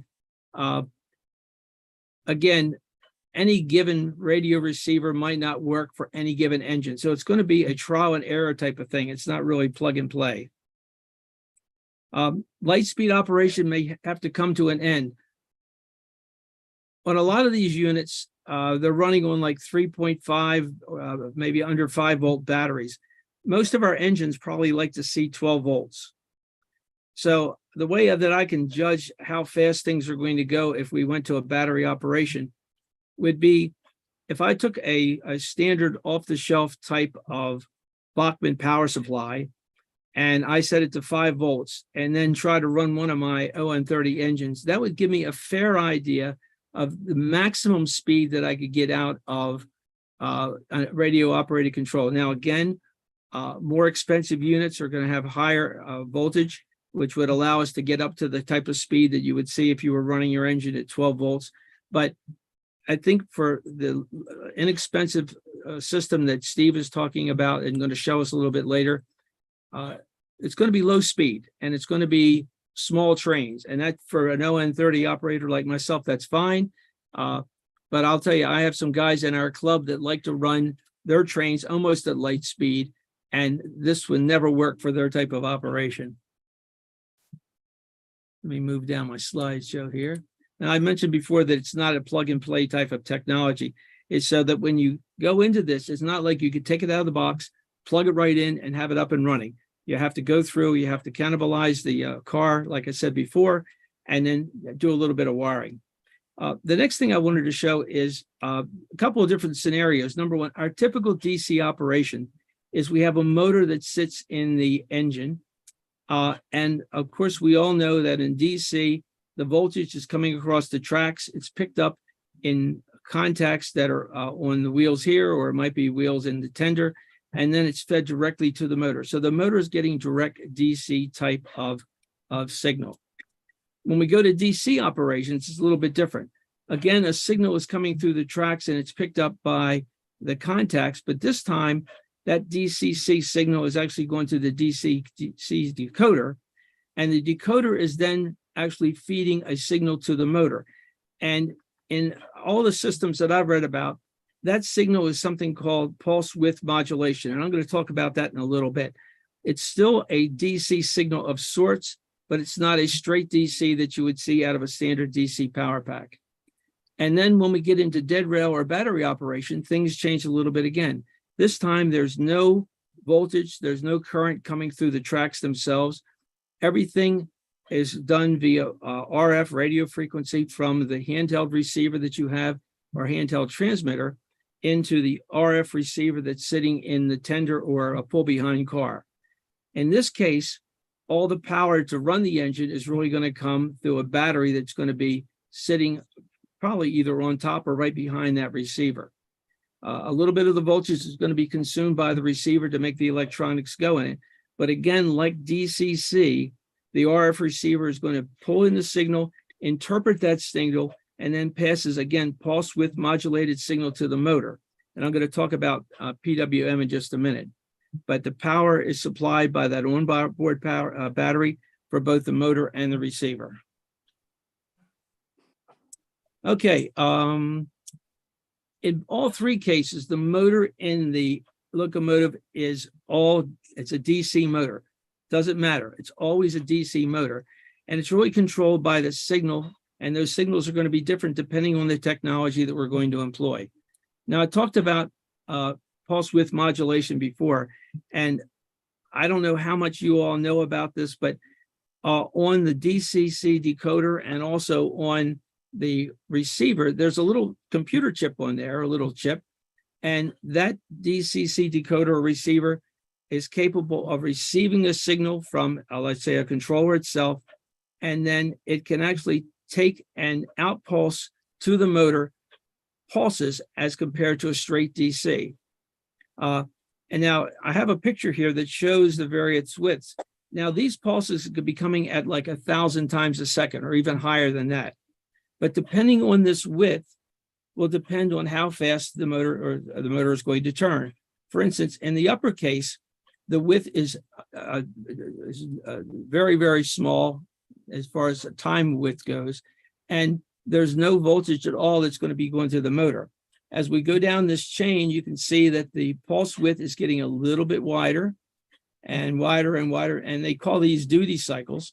And what happens is the wider this pulse is, the more power is then going to be pushed out to the motor. As it turns out, the input voltage is always going to be the same, but because we're not feeding that voltage to the motor continuously, the average power or the average voltage that that motor is seeing is going to be smaller and less depending on how narrow this pulse is. So if we had a 3-volt motor, or we had a 12-volt motor, and we were pushing out a maximum of 4 volts, if we would, or 5 volts, that would mean that that motor could not turn as quickly as if we were pushing just 12 volts at it. That pulse width modulation capability is built into all these chips and usually needs absolutely no programming by the modeler. It's ready to go. Only thing we have to do is control the input, which then tells the receiver or the controller exactly how fast they want to put out these pulses. Some of the benefits of the dead rail, and these are the big pluses, is that first of all, there's no track wiring required at all because everything is actually encapsulated in the tender. There's no wheel cleaning, there's no track cleaning. The wiring for frogs and reverse loops is virtually eliminated. And it's relatively inexpensive for smaller locomotives. Like the one guy said last week, he's got a lot of brass engines, and especially if you're running large O scale, then this solution is probably not going to work for you because it just doesn't put out enough power. Even in my ON30 world, and it's questionable whether or not I can actually run the moguls using the system that comes out of the cars. Now, I could probably go out and buy a radio controlled car that might run at a higher voltage. I could buy a radio controlled system that is used for airplanes. And if they're running at higher voltages, that's going to give enough kick for my moguls to work. But for right now, I'm considering battery powered dead rail only for my smallest engines and also to run small trains. So that's just kind of an introduction. I'll take any questions that anybody might have. Otherwise, I'm going to turn it back over to Steve, and he's going to give us an equipment demo. I have a question. You say that it works only for the smaller locomotives. So does that mean it might work for HO or S? Yes, yes. I mean, I think the motors in an HO engine, motors in a the ON30, they're all relatively the same size. I think they're all going to run off of around 12 volts. So I would think that you probably could run an HO engine using the RF car scenario, but I would probably buy one and test it before you went out and bought 20 to equip your entire fleet. Great, thank you.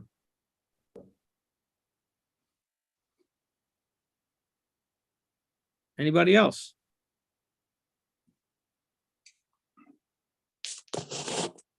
Well, I'm going to stop my share and I'm going to turn it back over to Steve. Thank you, Bob. Thank you. I'm glad you were listening when I explained that to you. Thank you, Steve.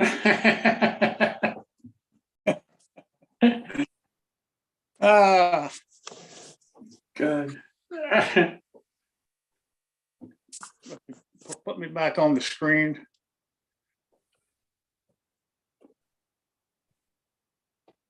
I don't see me. Bill, can you put me? While we're waiting for Steve, did Ethan ever show up?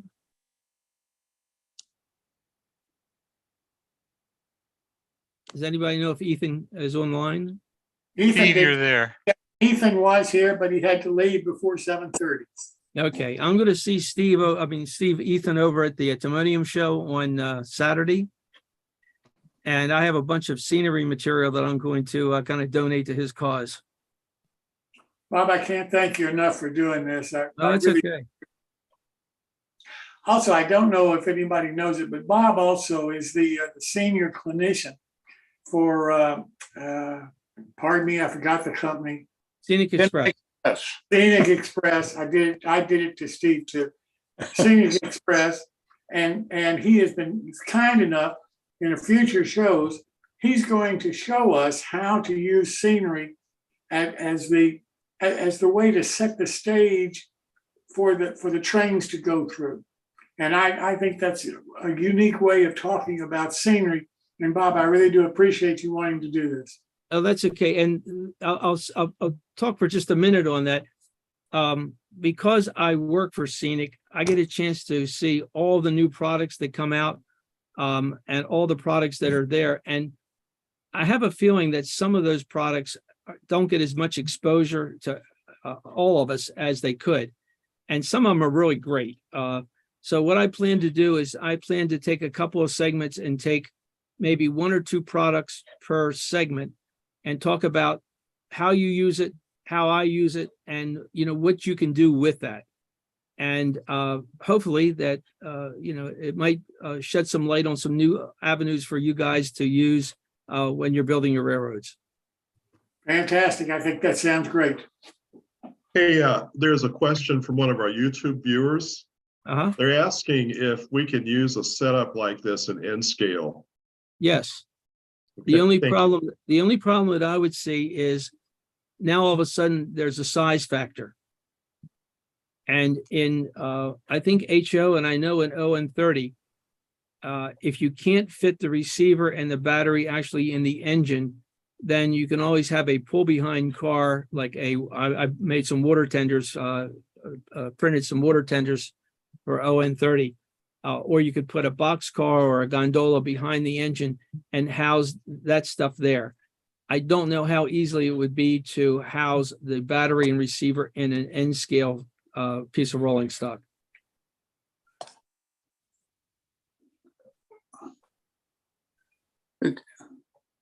Okay, what you see here is. Bob, let me ask you one question before we get off this subject. What about S scale? Well, size would not be a factor there because, you know, there's plenty of room and let's say an S scale tender. Again, I would probably want to test the motor in that and see how the motor is compatible with the system that Steve's going to show us. My gut feeling is that there's probably not enough power in this small radio receiver to run an S scale engine. And I think you're going to have to go for something a little bit more commercial to do that.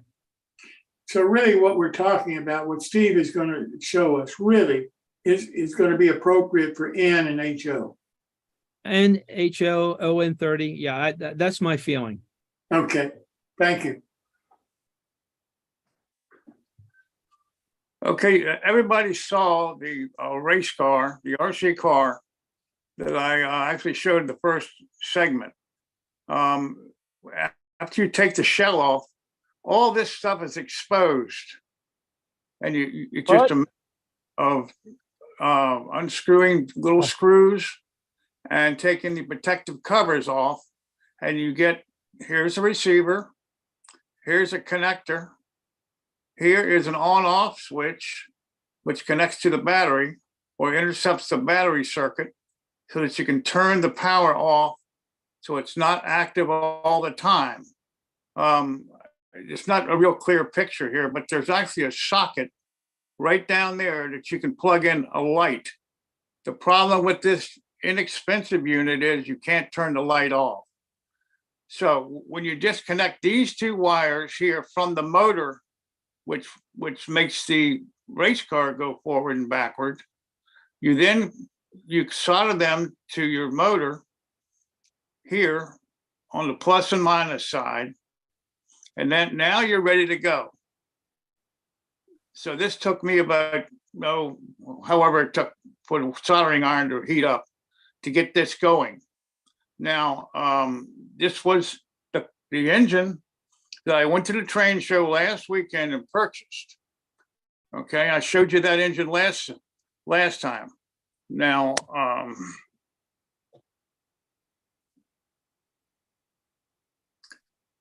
here is the, let me get this a little better. Here's everything into a trailing car. What I've done here is, this is the same engine. I just put an ON30 40 cab on it. And this is a Bob Gelmacher, owns Carroll County Scenics. And this is a 5-board 3D printed gun that I have everything in here. Now, the problem we have with the stuff that comes out of the race car is this is probably 18 gauge wire, which is not very flexible. So what I will do is go back in here, replacing these connectors with much smaller ones with wire that's much more flexible. So I can, it will be entirely underneath a coal load in this gondola. Let me see something here. Now, anyway, I don't have a very good picture. What I did, I put this all together and I tested it around my railroad. So I have to like really squeeze things together so it doesn't catch on any of the rock formations or buildings or anything like that. So it was a very simple conversion. You know, this is just a pipe cleaner or a that I put in there to make that go. So unfortunately, I had a Wi-Fi problem, so I can't even show you how slow it runs and how easy it is to control this. So, so are there any questions on any of this that we've covered tonight? Yeah, I got a question. Okay. I've got the engine, I've got the motor in the locomotive. Okay. Haven't touched that, haven't done anything to that except put the 2 wires to it, right? Yeah. When I took the car apart, I salvaged what you call a receiver and the battery. Yes. So what I've got in the gondola is the battery with an on-off switch. I've got what you're calling a receiver. This right here.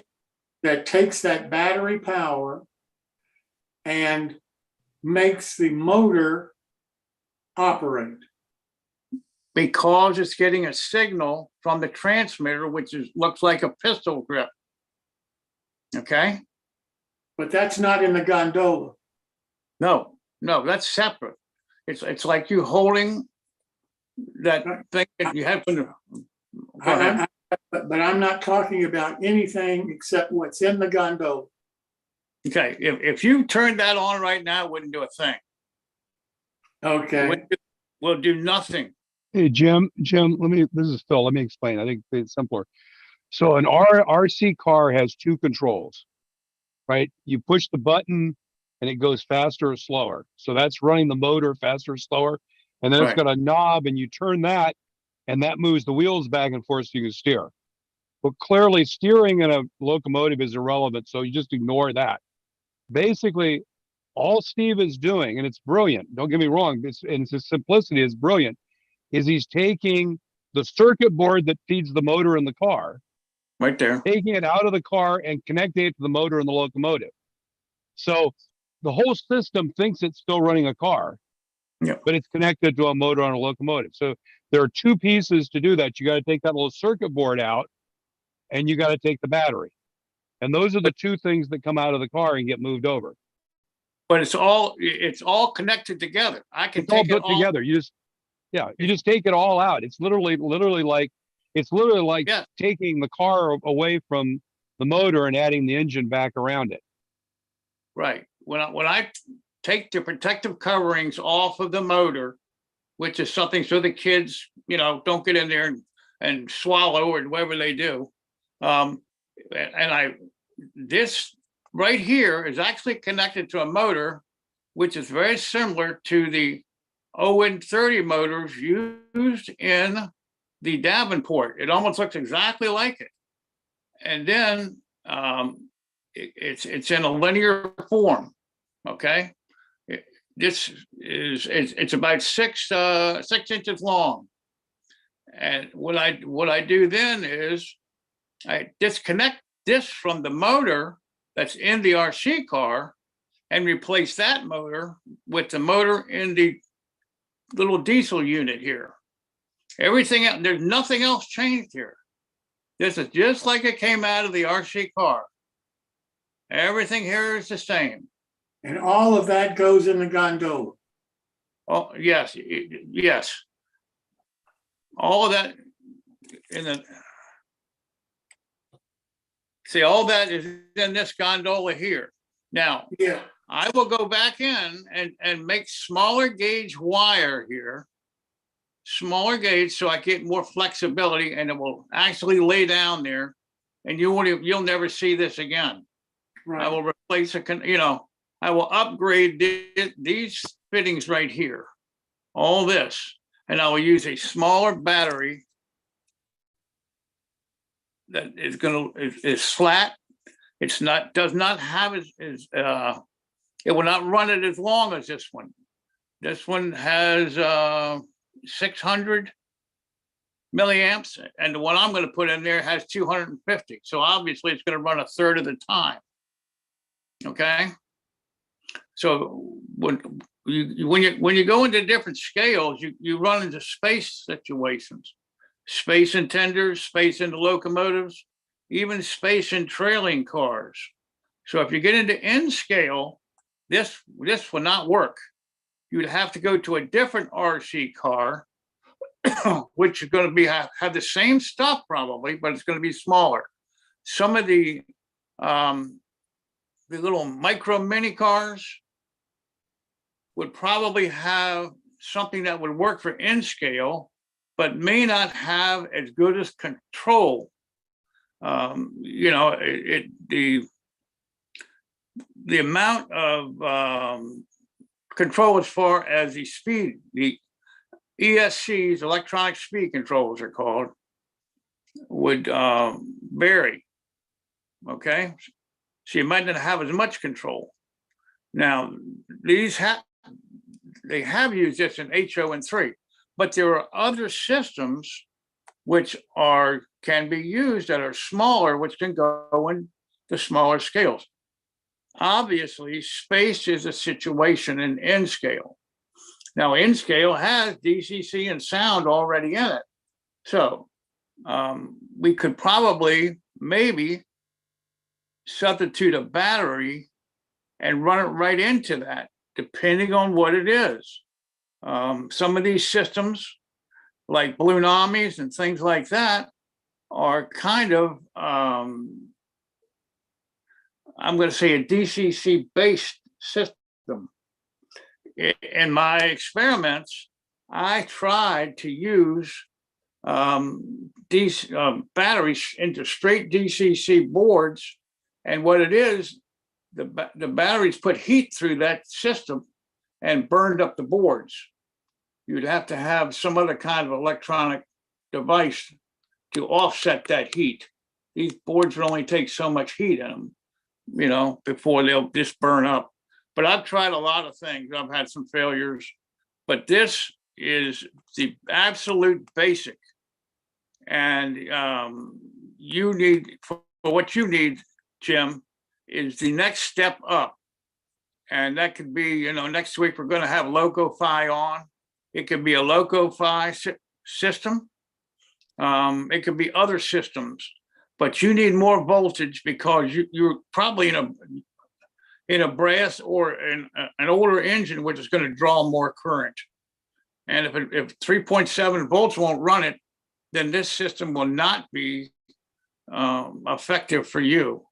Now, you may have some streetcars and trolleys that are smaller that don't draw as much as some of the larger units that you have, which would possibly work for you. You know, they won't be going very fast because of the power. You know, if they're set up to run 12 volts, you're only going to run 3.7 through. Obviously, you're not going to be turning that motor as many revolutions as 12 volts. So is 3.7 the most? In other words, the battery that comes in the car is the biggest battery you could put with that system. No, don't big. No, let's get related. More is the most powerful battery you could put with that system. 8.7 volts is the most voltage you can put through that particular board. Got it. Okay. And that would run about a fourth of speed of the 12 volt DC. Yeah, probably. Gotcha. Okay.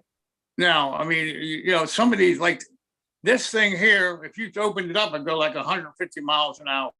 Sure. Okay. Because that's the type of motor that's in there.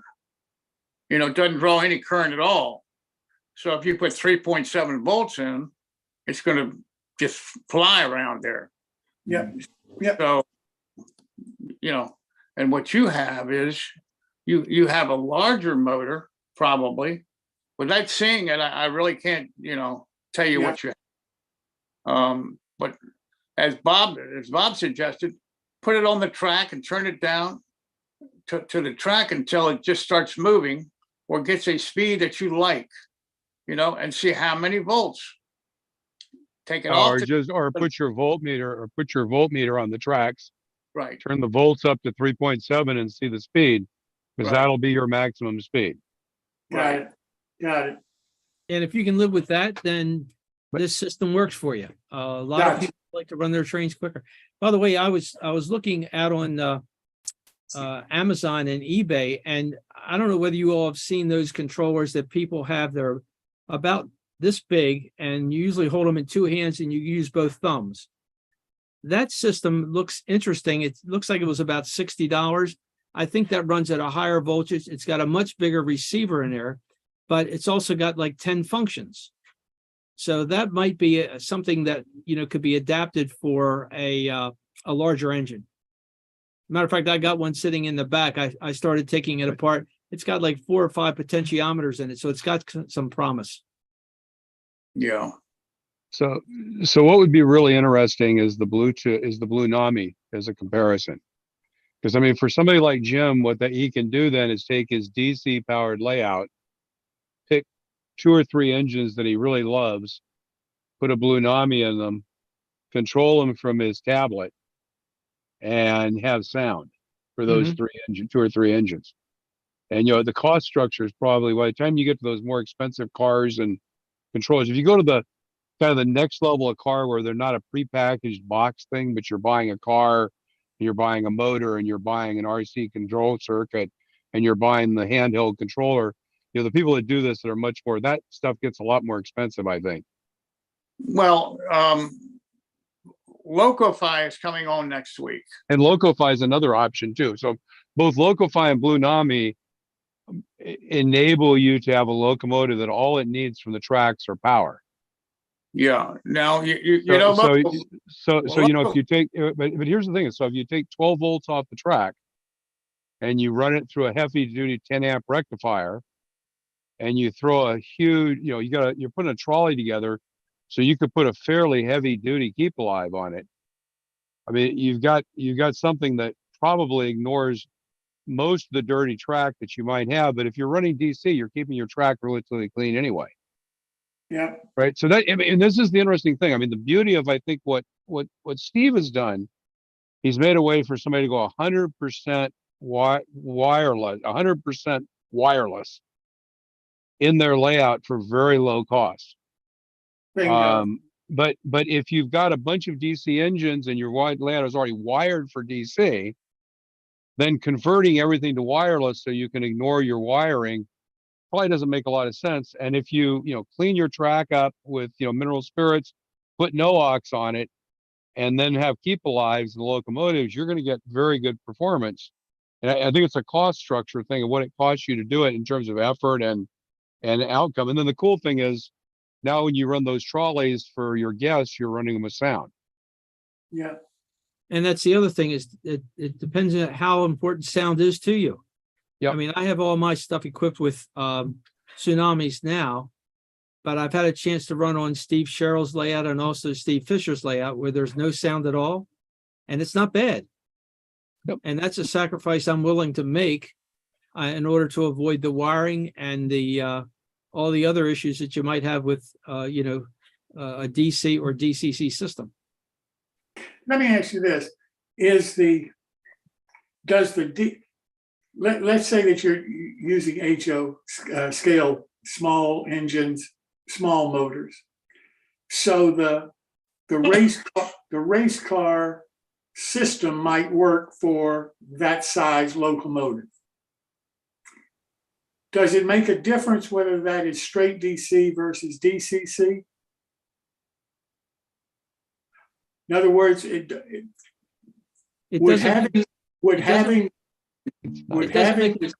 from the motor standpoint, Jim, because they're both DC in both cases, whether it's a DC layout or DCC, the motor is still a DC motor. But I'm talking about the voltage that the battery produces. The battery produces 3.7 volts. Is that is DC better at that voltage than DCC? Is what I'm trying to. In other words, does DCC take that 3.7 and knock it down to a 3, where the straight DC leaves it at 3.7? There's always going to be a little bit of a voltage drop in the electronics associated with, let's say, a decoder or a RC RF receiver. Just the nature of the beast. It has to be powered in order to work. But Jim, I'd be really careful because the question you asked needs some real clarification. DCC is two things. It is a defined power signaling level on track. What it says is we're going to put something around 14 to 16 volts on the track. And that signal is going to basically drop up and down, and the timing of those pulses is the sending of messages to decoders. So when you hit the horn button on your cab in DCC, you hit the horn button, a signal gets sent back to the base unit. The base unit is sending out this DCC signal on the wire that powers the locomotives, but it also has data in it.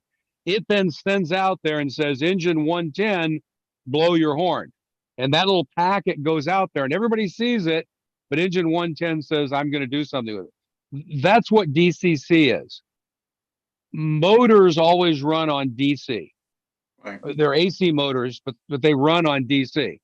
And so when motors run on DC, what the DCC decoder does is it takes that input signal that says, make your motor output 50%. And it outputs to the motor, but this is the thing, it's very hard in electronics to build a circuit that adjusts voltage linearly. That's very, very, very difficult. That's why they have what you do in electronics is you do it differently. In DC, let's say you turn your locomotive all the way up. It has 12 volts on the wire. On your DC, when you turn it down to half, the voltage drops to 6. So the energy your locomotive gets is 6 volts all the time. What PWM does is it says keep it at 12 volts, but if you want half the power, half the time, cut it to 0 and then turn it back up. And it does that very fast, like 20,000, 30,000, 40,000 times a second. The result is the motor sees essentially the same amount of power as 6 volts. So that's how these things work. And the point is there are two kinds of circuit. The DCC circuit generates that output to the motor by getting things from the track, etc. What Steve's used is a whole different technology in these RC cars where they've got a controller and a little chip and that outputs to the motor. And it's all kind of this very low cost system, but it's kind of one-on-one control. You don't get all the things you get with DCC. So it's a beautiful system for that. But in the end, they both do the same thing to control the motor. The difference is in the cars, because they're very low power, they don't need more than 3.7 volts to be able to run really fast across the floor. The ones you're buying that are $30, I mean, they're pretty cheap and they're not. If you go out and you buy the big Tamiya ones that they run outdoors and they run in races and stuff, those will use a 12-volt motor because they need more power and you have to raise the voltage. But that equipment in the end is going to cost you as much or more than DCC. Plus a lot of space. And it takes a lot of space. So it's a trade-off that there's a real sweet spot for the car-based system in ON30 if you want a very low-cost, lots of engines, wireless system or battery-powered system. It's actually, it's really smart. I mean, it's really smart, but I think what you got to do is analyze and say, here's my criteria, right? I either do or do not have a layout. I either do or do not have DCC. You know, do I want to maintain my layout for other things? How many locomotives do I already have that run in one of those two environments? And then decide what do you want to do for battery power. If you're starting and building a layout from scratch, it's an interesting concept. Let me ask my question a different way here. I have an HO layout. I have a small HO engine. If it gets 3.7 volts, I'm a happy camper with the speed. Probably not. I don't think that's enough voltage. 3.7 volts, it'll go probably 10 or 15 miles an hour is all. It's going to go slow. will not power up a mogul. I know. Well, no, the whole point is, guys, the engines are built so when you go from 0 volts DC to 12 volts DC, they go through a speed range, and they hit their maximum speed at 12 volts. So if you assume that speed range is relatively linear, if you go from 12 volts to 6 volts, you go from the maximum speed the engine will run at to half that speed.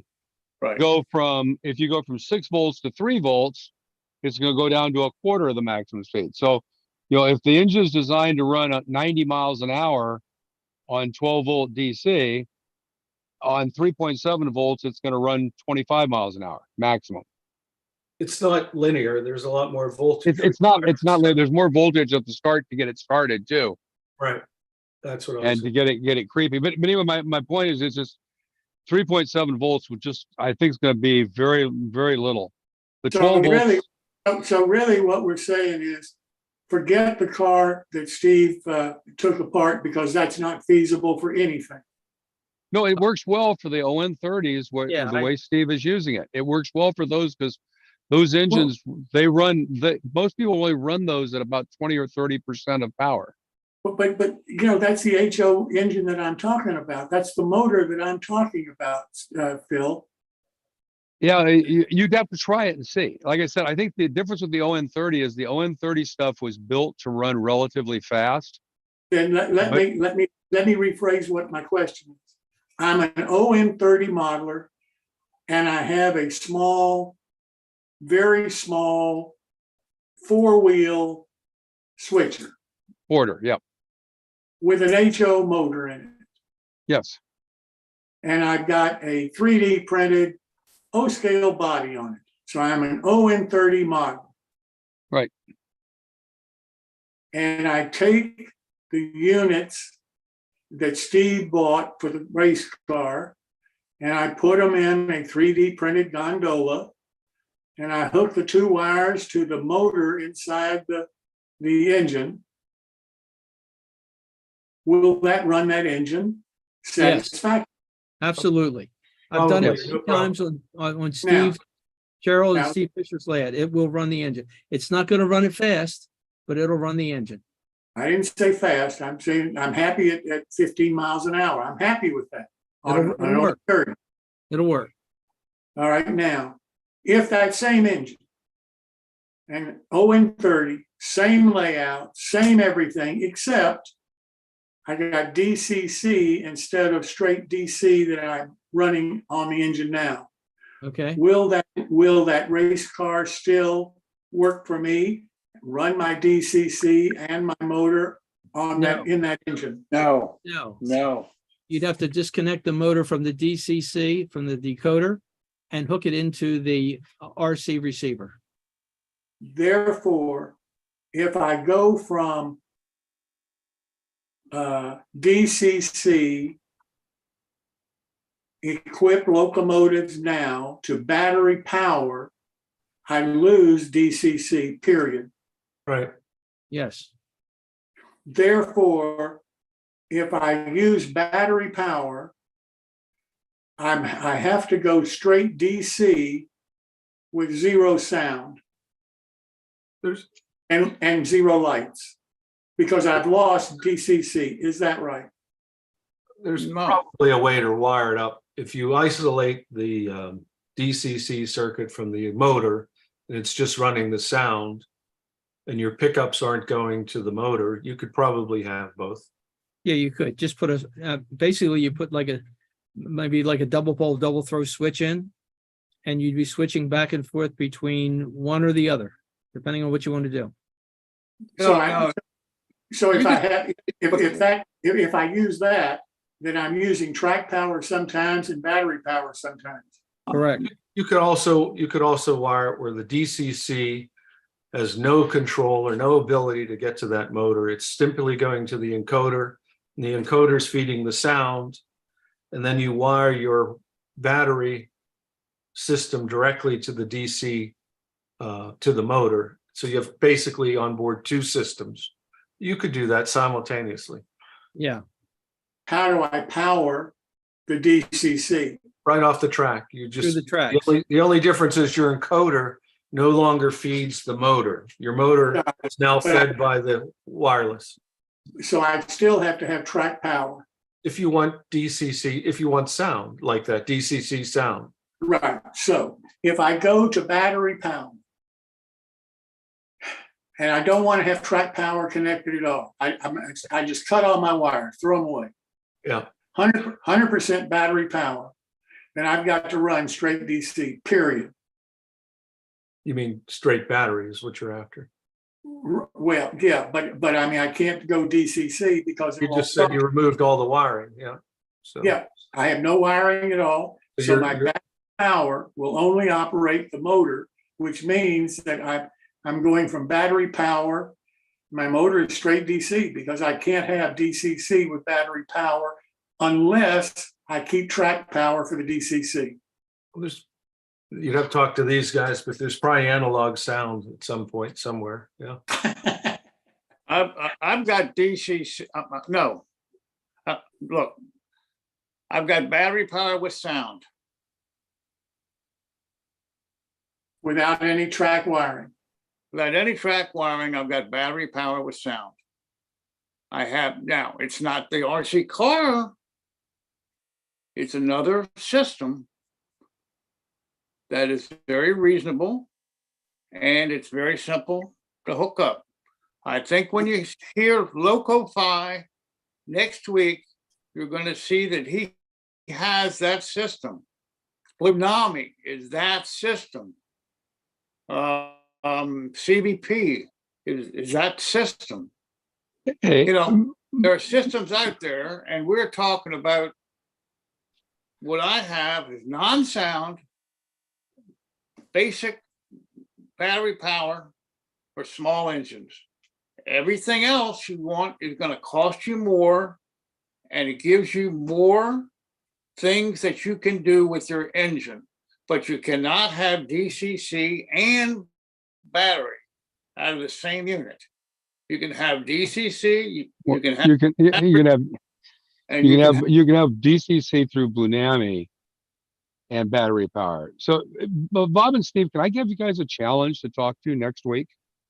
So, it seems to me that the biggest missing piece in all of this discussion is I've got power on the track, either DCC power or DC power.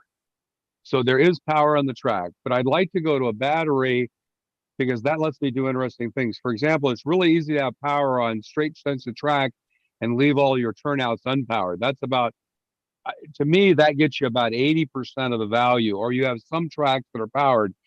So, you know, what we need is a chipset or a module that's small and cost effective that you can wire off the tracks. It'll take DC or DCC from the tracks, convert it, manage a battery effectively, have the circuits necessary to charge and manage a battery effectively, and then provide an output to whatever the device is, whether it's a Blumenami or it's a Loco-Fi or it's whatever. I mean, well, all we need is that one modular circuit that sits between the battery, the track, and whatever the control system is. And if you have that, you can drop that in an engine, then it's over. It's really easy because now you put the engine on the track. If the track's powered, it'll continue to keep the battery charged. If you've got, you get all your yard tracks powered, no turnouts powered, everything works fine because the power when it's running is coming from the battery, but it can charge the battery whenever it's on a powered track. And to me, that seems like that's, if you guys could come up with where that is, I haven't been able to find that. But to me, that's kind of nirvana because you have the best of all worlds. Yeah, I agree with you, but I thought that one of the big draws of battery powered is to eliminate all the track wiring. But here's the thing is, Bob, to put, if I've got a layout and I've got a yard and I've got 4 yard tracks, or I've got a main line track, to drop a couple of lead drops off each of those tracks, I'm drilling in and putting in 20 wires. I wire them all together and wire them to a big honking DC supply, and I'm done. There's no control. I don't wire any of the turnouts. I don't worry about any frog wiring.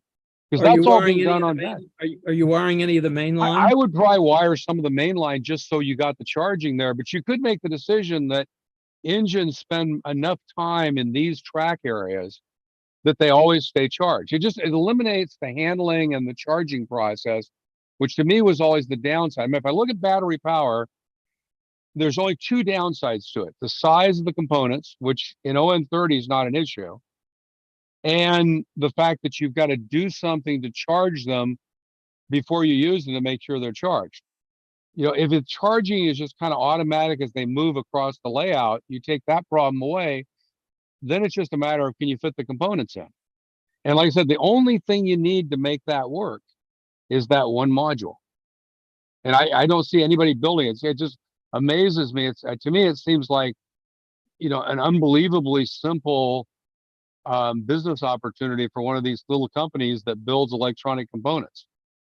And then you know how to manage a battery. You know, the batteries have they have the circuits to manage the charging of the batteries, and the rest is just a couple of rectifiers and an output.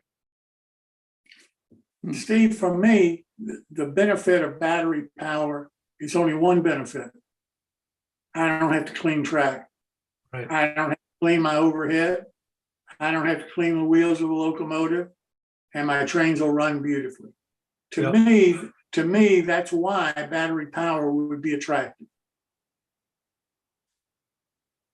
It's just an added benefit if they can get charged with Phil saying, you know, so you don't have to, but that's just an added benefit.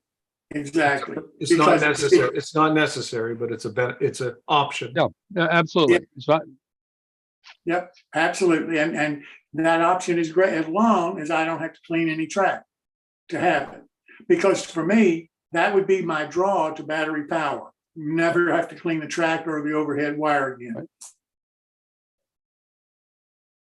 And I guess we're going to learn about the Blue NAMI, but the advantage of DCC till I know about Blue NAMI is, you know, I can run a whistle, a chug, a brake noise. You know, at any time I can call a sound up on a sound equipped locomotive on my DCC. I assume the Blue NAMI thing is the same thing, but I don't know. The Blue NAMI's and the Blue NAMI has all of the engine EMF feedback stuff. So like you know, if when in my locomotives, when you're going uphill, you get more chuff because the EMF is greater. Yeah. If you come over the top of the hill and you start going downhill, the chuff goes away and you get rod clank. That's just like you would in a regular locomotive. So, and by the way, if you run diesels, I mean, the diesels, you can make it amazingly prototypical in operation with those things because, you know, they'll do the feedback. What's really interesting, if you've ever done it with, and I've done this with an Economy Blue NAMI, or not Economy Tsunami, but if you put acceleration and momentum on the engine. So acceleration basically says how much the engine resists starting at the beginning. So when you turn the throttle on, and normally in a DC engine, when you turn it on, you immediately start going fast. If you put acceleration from 0 to 128, it goes up to 256. When you turn the engine on, you can turn it up to 50% and it won't move for a quarter of a second. Yeah, and then it'll slowly accelerate. Yeah. What's really interesting is when you turn it up, if you turn it all the way up to a speed setting of 128, and it's not moving, it won't move. What happens is the chuff sound gets really, really loud. And then as it starts going faster, you turn the speed down back to about 30, which is about 25 to 30 is kind of the running speed for those guys. And what you find is when you do that, then the chuffs get very quiet. And so, yeah, you get some very interesting sound effects with these decoders that, you know, are tied to how the locomotive is actually running. And, you know, and like I said, if you turn on momentum, then when you go to stop, you turn the engine off, you go to 0, the engine will roll for 6 feet. So on the Tsunami, or again, the Blue NAMI, if you hit function 11, that's the brake. And what it'll do is it'll turn on the brake, and that does two things. You get a brake squeal, just like the brakes are being turned on, and the engine will decelerate faster than it would if you didn't have the brakes on. So, you know, they do some pretty amazing stuff in DCC if you play with it a little bit. So now, whether or not that's important to you is another question. So I think I got a solution for the battery charging problem. I'm going to print a larger gondola that'll handle a 12-volt car battery. It'll last a long time. It won't go anywhere, but it'll last a long time. No, that's good. It's a great idea, though. It's just, you know, I think Steve's idea of figuring out where to put a plug to plug in with a simple, you know, micro phono jack was a great idea too. I mean, just put that on the on the back of the engine where you don't have to take it off the track. Yeah, well, our friend Kevin Hunter, who does touch toggles, Yeah. he actually purchased some magnetic couplers, and you know, it would be very easy to mount these magnetic couplers, let's say on the backside of a gondola or backside of a tender, and then have a charging station where you would actually back into that charging station. It would mate up with the other magnetic coupler. It would charge through that coupler. And then that way you don't have to touch anything. You just have to be very careful about backing into it. That's a neat idea too. Well, listen, guys, this is going on a little long tonight. So why don't we carry us on next week? And with that said, Pat, what do we have for a caboose for this evening?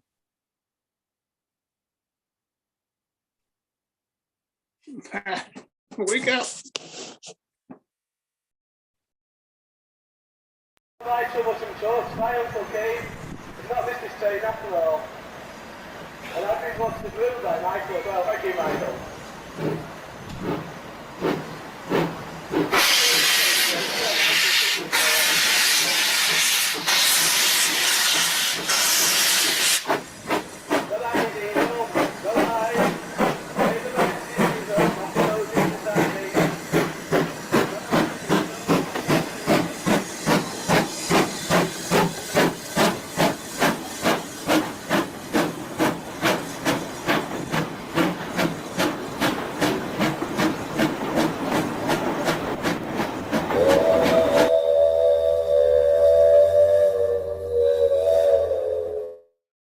Well, thank you all so much for coming this evening. We really do appreciate it. Hope you enjoyed the show. Most importantly, hope you learned something. See you next week and happy modeling.